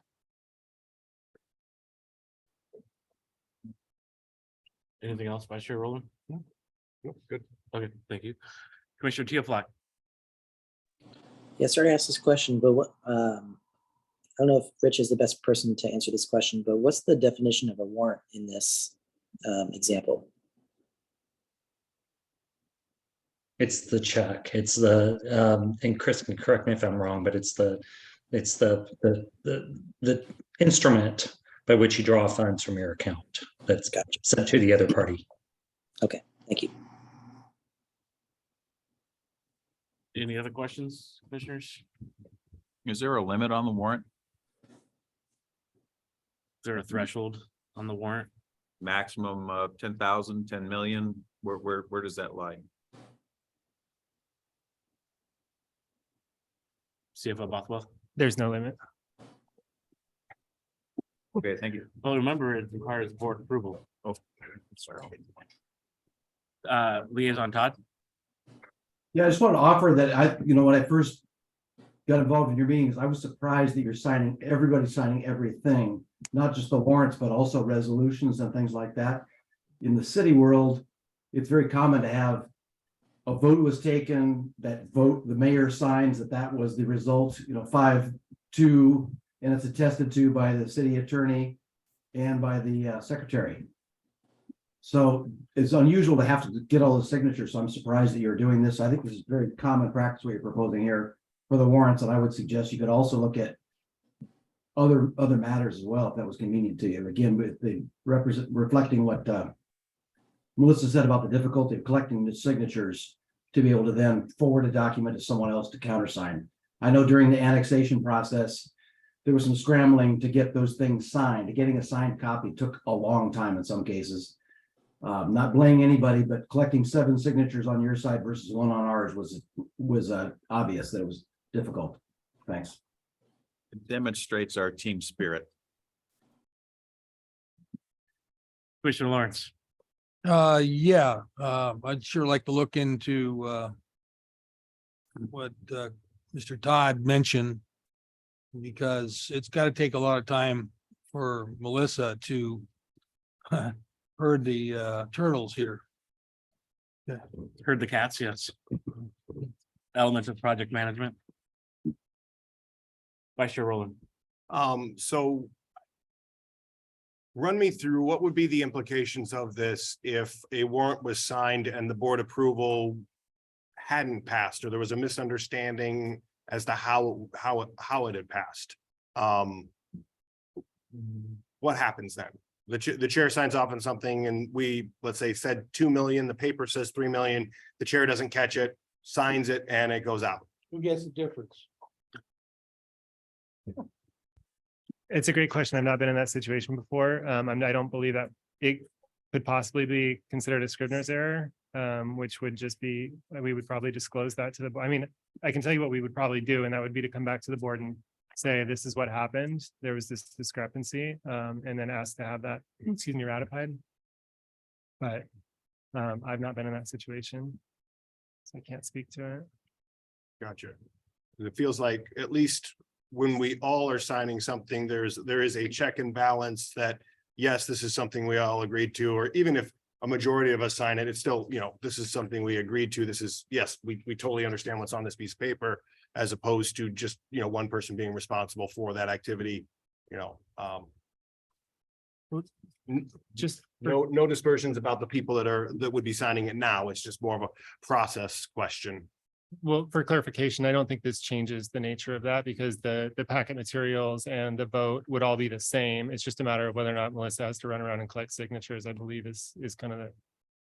That's my takeaway. Okay.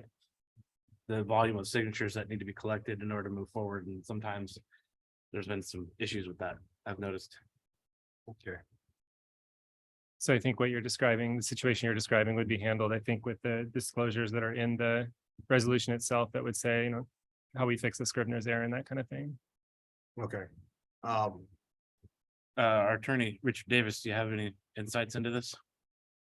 Well, I was just going to say, if the warrant was issued for the incorrect amount, in other words, for a higher amount than maybe the board approved in the voucher approval process, I mean, it's like anytime you write a check where the amount is wrong. If you pay somebody more, then you have to request that they reimburse you the money. If your question was, what happens if the warrant is incorrectly filled out? That's what you have to do. What if it never passed the board? What if it was never formally approved and was signed off on? Well, then the payment was issued without, there are the cases that Chris talked about where you can issue a warrant before board approval.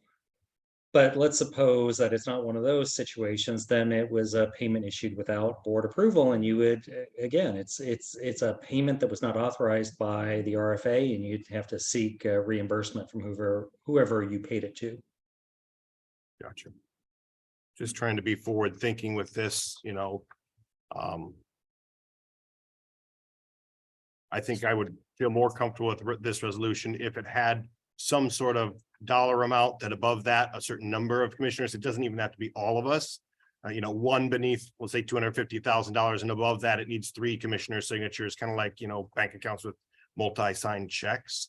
That might be a check and balance against Scriveners that are huge that maybe we have to go to the court to recover, things like that, or, misuse. I don't know. I don't know how my other commissioners feel about that as being kind of a tiered approach, but I don't think that's very common. When I think about like the city of Mill Creek or the city of Linwood who have joined us fully, they have their full-time mayors just sign it that's been approved by the council. So it sounds like what we've been operating under has been not usual and customary. Liaison Todd? Well, I'm reading this. It says following governing board approval of the vouchers. So you put it on the agenda, consent. You vote 6-1, 7-0 or whatever.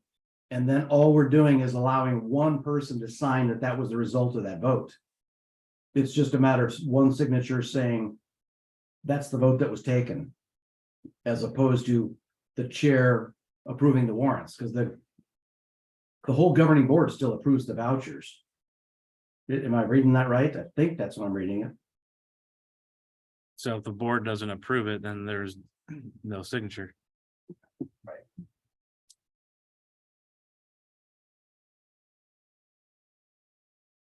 You have any other questions? No, I would really like to know what happened before our term or before, going back to 2017 that may be covered on this. I mean, I understand things maybe in the last few weeks, but stuff that maybe we didn't even vote on that didn't get signed that, the signatures that should have been there aren't there. If those don't exist, then that's fine. But, there's a big window here of 5 years worth of possible things that it could cover that we don't even know what the implications of this are. Okay. Because it's literally prior to the, it's pretty much prior, when the hybrid meeting started is really why this situation became more Problematic. yeah, more problematic. Prior to that, we had a system where the commissioners would pass around an envelope that had all of the documents that needed to be signed for the evening in it, and everybody was in attendance, and so it would just pass around during the meeting. So literally, when the hybrid meeting started is really only when certain documents didn't get fully executed. Commissioner Kenny? Would it, Commissioner Rowland, I agree with you that retroactivity, that's a lot of years to go back on. Would it be better just to make it 1 year back to January 1, 2022? So just cover the last Yeah, I think year and a month. I think we have to cover the ability to do warrants back to 2017, but the change in the signatures going back a year would feel a bit more like we're not biting off something that we don't know how big it is. Right. Because that is a lot of years. I do agree with you. Melissa, do you know of the documents that are outstanding since October 2017? I don't know how many, but I'll say before COVID for sure, there's a large chunk of them. Well, it's a good thing this is for discussion tonight. We'll do some research. Yes, we'll need to do some research. Awesome. That would put me at ease. Okay. Commissioner Kenny, you are thinking over there. Well, I'm thinking about if there are a bunch of documents from multiple years, we're essentially asking the current chair to sign on behalf of previous boards, because those boards or those board members are not here to sign. Mm-hmm. What if we had the context of this resolution was approved by the board, but we're missing the signature, so we're gonna use this opportunity? Well, everything that was approved is on the record in Right. terms of it. Well, at all times pertinent back to 2017, there's video, there's minutes. Right. It's just a question of whether there's a signature on a document. I mean, I guess I'm a little concerned. We're going to drift back multiple years and trying to put a Band-Aid on it for a signature. That seems a little odd. We don't sign our minutes, do we? We don't. Chair does. The chair does. Once So they've been approved. But I guess I am a little concerned about what we're trying to fix. So going back so far in the past, because that seems a little odd. It seems like this should be prospective, like it starts today, or it starts January 1 of this year going forward. That I would just think it'd be a prospective application of it as opposed to retroactive, and it is a long period of time. maybe some more definition around Yeah. what it is that is intending to be remedied by Clarification. this in Yeah. past years. Like Vice Chair Rowland said, more research. And good thing this was only for discussion tonight. Any other? Anyone else want to chime in? Okay.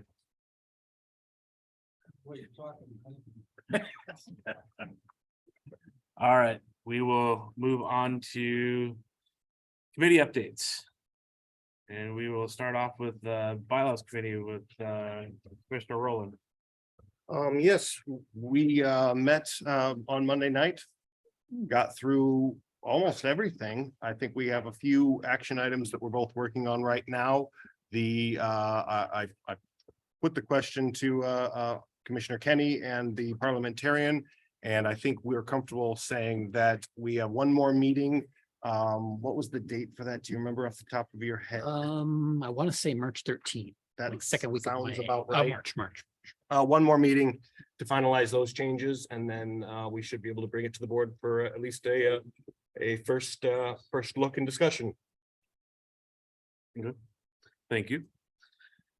Intergovernmental with Commissioner Fernhoff.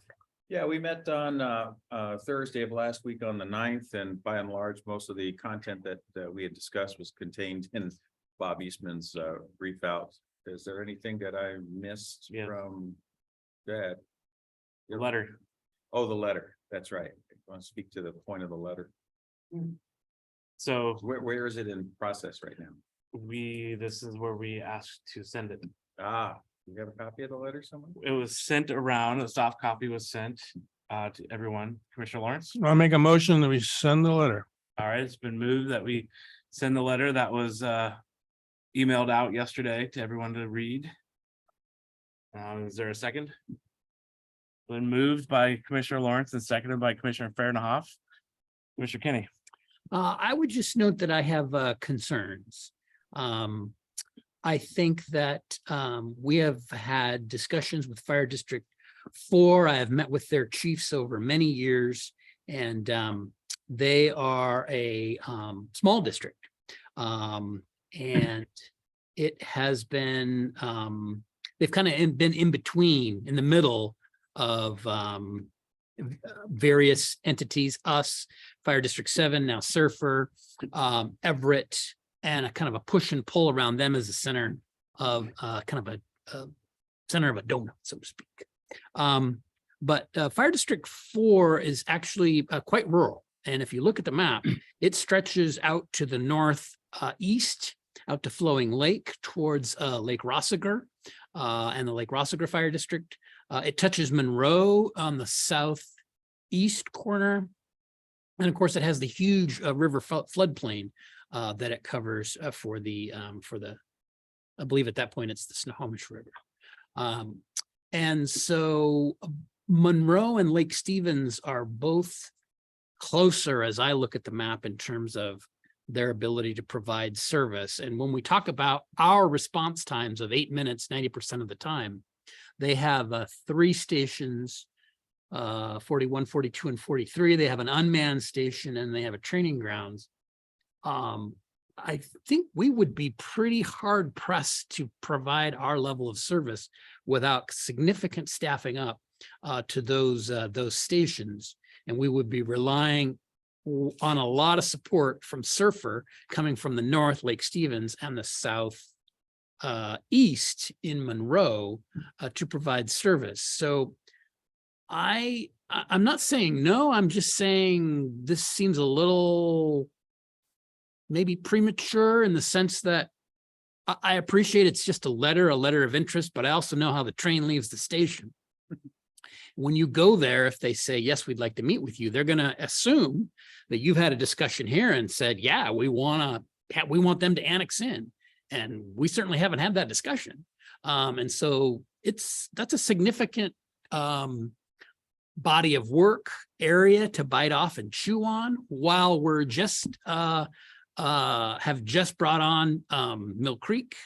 I haven't heard what the Station 76 capital costs are going to be added to our capital facilities plan. And we're trying to bring Mountlake Terrace and Briar on via a vote. right now we're thinking about Edmonds, and now we're gonna approach Fire District 7 or for Fire District 4.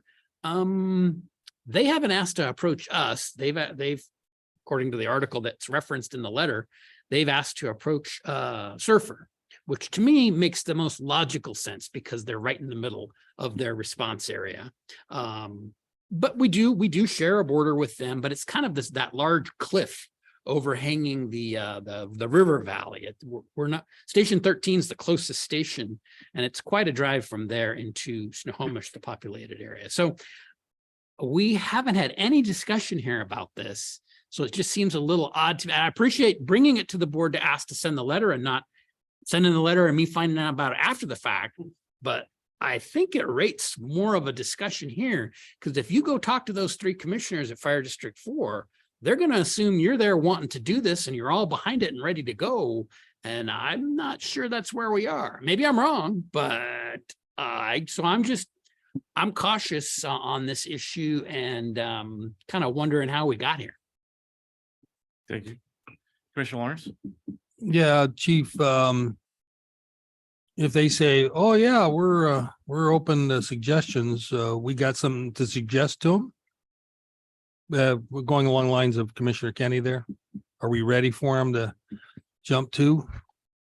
I think that we're should always be cognizant of our automatic aid partners and these doing what we're doing, which is leading to meet the growing needs of our regional communities. I think District 4 is a strong automatic aid partner. I think they're a strong and growing fire district.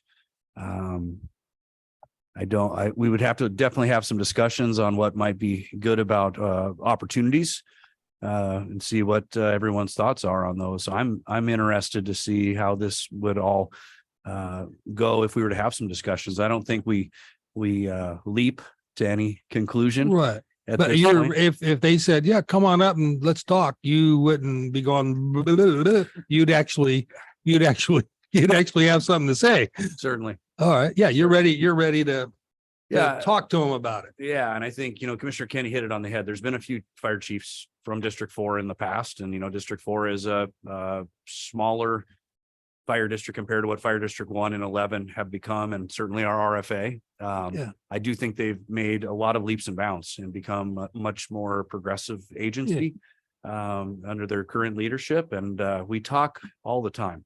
Okay. All of us chiefs. So I've got a lot to say, Yeah, they're not going to send a cruise missile over here. No, no. And I think, one thing that Commissioner Kenny hit on is that Station 13 area, that Lowell Airmore area that's in Fire District 4 is, got a good population base, and we serve that right now with automatic aid. And I think whatever our partners do, whether this ends up being nothing or whether Surfer and Fire District 4 combine into a shared fire district, or there's some other opportunities, I think. But just to go back to what Commissioner Kenny is concerned about is that you're ready to talk turkey with them if they call up and say, by golly, we'd really like to talk to you. That's all I'm asking. Yes. Okay. We're ready. With the board's okay. Oh, yeah. Yeah. We'll approve that tonight. Hold on. Thank you, Commissioner Lawrence. Commissioner Teoflack, you have your hand up. Yeah, I guess I was kind of expecting maybe like a little bit of a presentation, like a map or something, and Chief Eastman giving his presentation. So I guess don't feel comfortable voting yes on this with the information that I have. So that's how I feel. So the idea is, as I understand it, is just to send a letter saying that we want to have a conversation. We make no promises, just that we want to have a conversation with the mutual aid with regards to the Lowell Laramie Road, that 5.2 mile border that called out in the letter. As I understand it, for that section of land, Fire District 4 collects the tax revenue, and South County Fire is first due, and Everett Fire is second due, and then District 4 is third due on a mutual aid call there. Recently, I was told a situation where there was a rollover there on Laramie Road. Station 12 showed up, and then Everett showed up as well as second due. District 4 had a battalion chief show up, and so the Station 12 ended up transporting the individual from there after they extricated them from the car to Providence and Everett. So I think it'd be worth to have a conversation. We make no promises beyond that. Because we don't know what we don't know, and having a conversation would clarify all that. Commissioner Chief Hovis? Yeah, I think, it's very hard to know when you're in Surfer or District 4 or South County Fire in that area. And there is seamless automatic 911 fire and EMS response throughout our county. And the Surfer has Fire Station 77 in Gold Creek, which is, I think, 1.8 miles from Station 13, our Silver Lake Station. No matter what, our Silver Fir Station, it's no matter what, it's very important for us to know operationally what our partners are doing. And we just talked about this recently with the annexation of the city of Mill Creek. It's important to know, once we assume service at 76, what is Surfer going to do with Station 73, Station 72, Station 77, as far as their staffing goes? If things change at the 3 staff stations at Fire District 4, it's important for us to know that. And I think it's critically important for us to know in that 5.2 mile border area. So, if for us to say we are willing to talk is something that I've always known this agency has been willing to do for nearly 3 decades with our regional partners. And if we have a seat at the table already, if they're willing to add a chair to that table and pull one out for us and invite us to it, I think there's value to that. If not, those conversations are still going to be happening at the chief level, whether we're there or not, whichever way this goes. So thank you. Vice Chair Rowland, your mic's off. I'm not familiar with the RCWs intimately when it comes to RFAs, formation, annexation, divestiture, all of that pieces. It sounds like some of the concern from Commissioner Kenny revolves around the more rural areas, and then, Snohomish itself. The concern that the chair is bringing up and that you just spoke about is more about that small border area where there's ambiguity. Is there a middle ground here that would even be a route to discuss, whereby maybe that section is absorbed by the what's the name of the road? Lowell Laramie Road. The Lowell Laramie Road area would be annexed to us since we're closer, and then the rest of it would go into, can you do that, or is it all or nothing? That's a $64,000 question I'd like to not get into. Fair enough. So I think that, we talked about the characteristics of Fire District 4, and geographically it's large. And there are some areas that have fire stations more closely to the residents than not. Mm-hmm. And there's a few different areas in there where it's going to be harder to respond to. And we mentioned the one off Lowell Laramore, and Commissioner Kenny mentioned 2 others. So, yeah, I'll just leave it at that. All right. Okay, thank you. So there's a motion on the floor to send it has been seconded to send the letter as it stands that was emailed out to the commissioners last night. Is there any other discussion? All right. All those in favor of sending the letter to the chair of District 4, say aye. Aye. All those opposed, say nay. Abstain. Okay, so we have 1 abstention, 1 nay, and 1, 2, 3, 4, 5 ayes. So 4 ayes, sorry. Thank you for that clarification.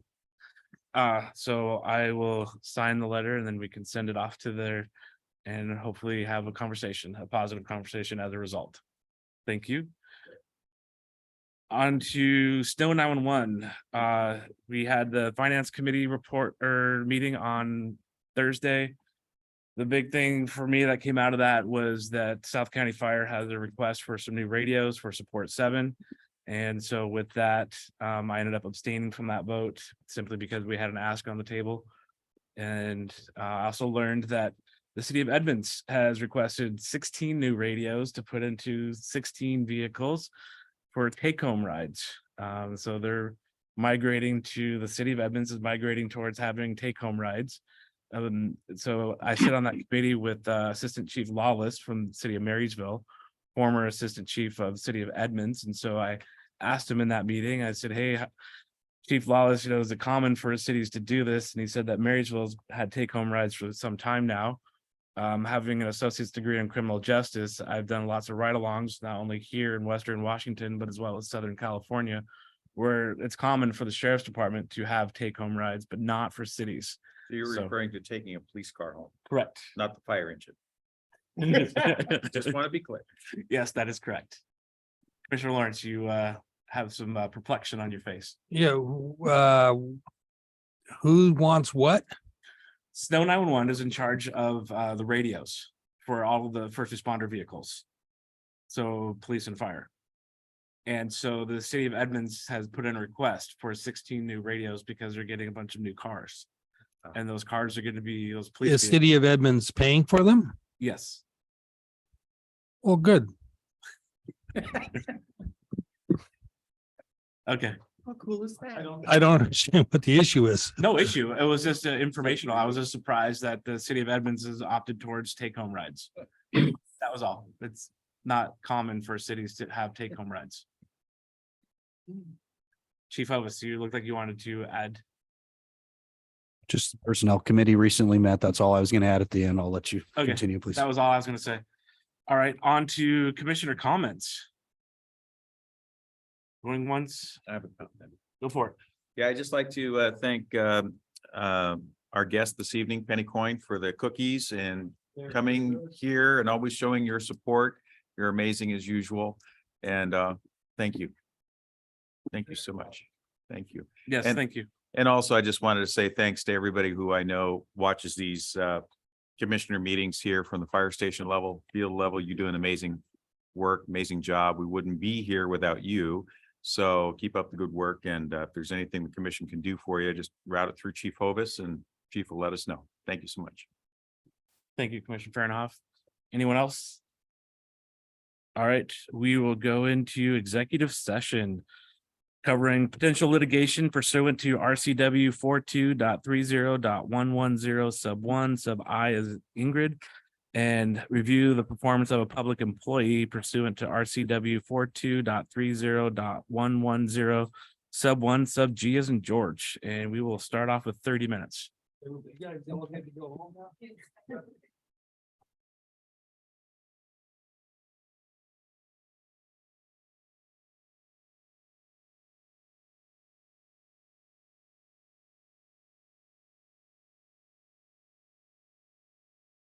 The executive session has been extended by 30 minutes.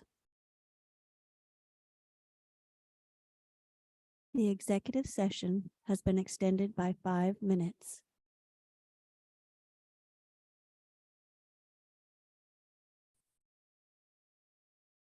All right, I adjourn the meeting here at 10:35.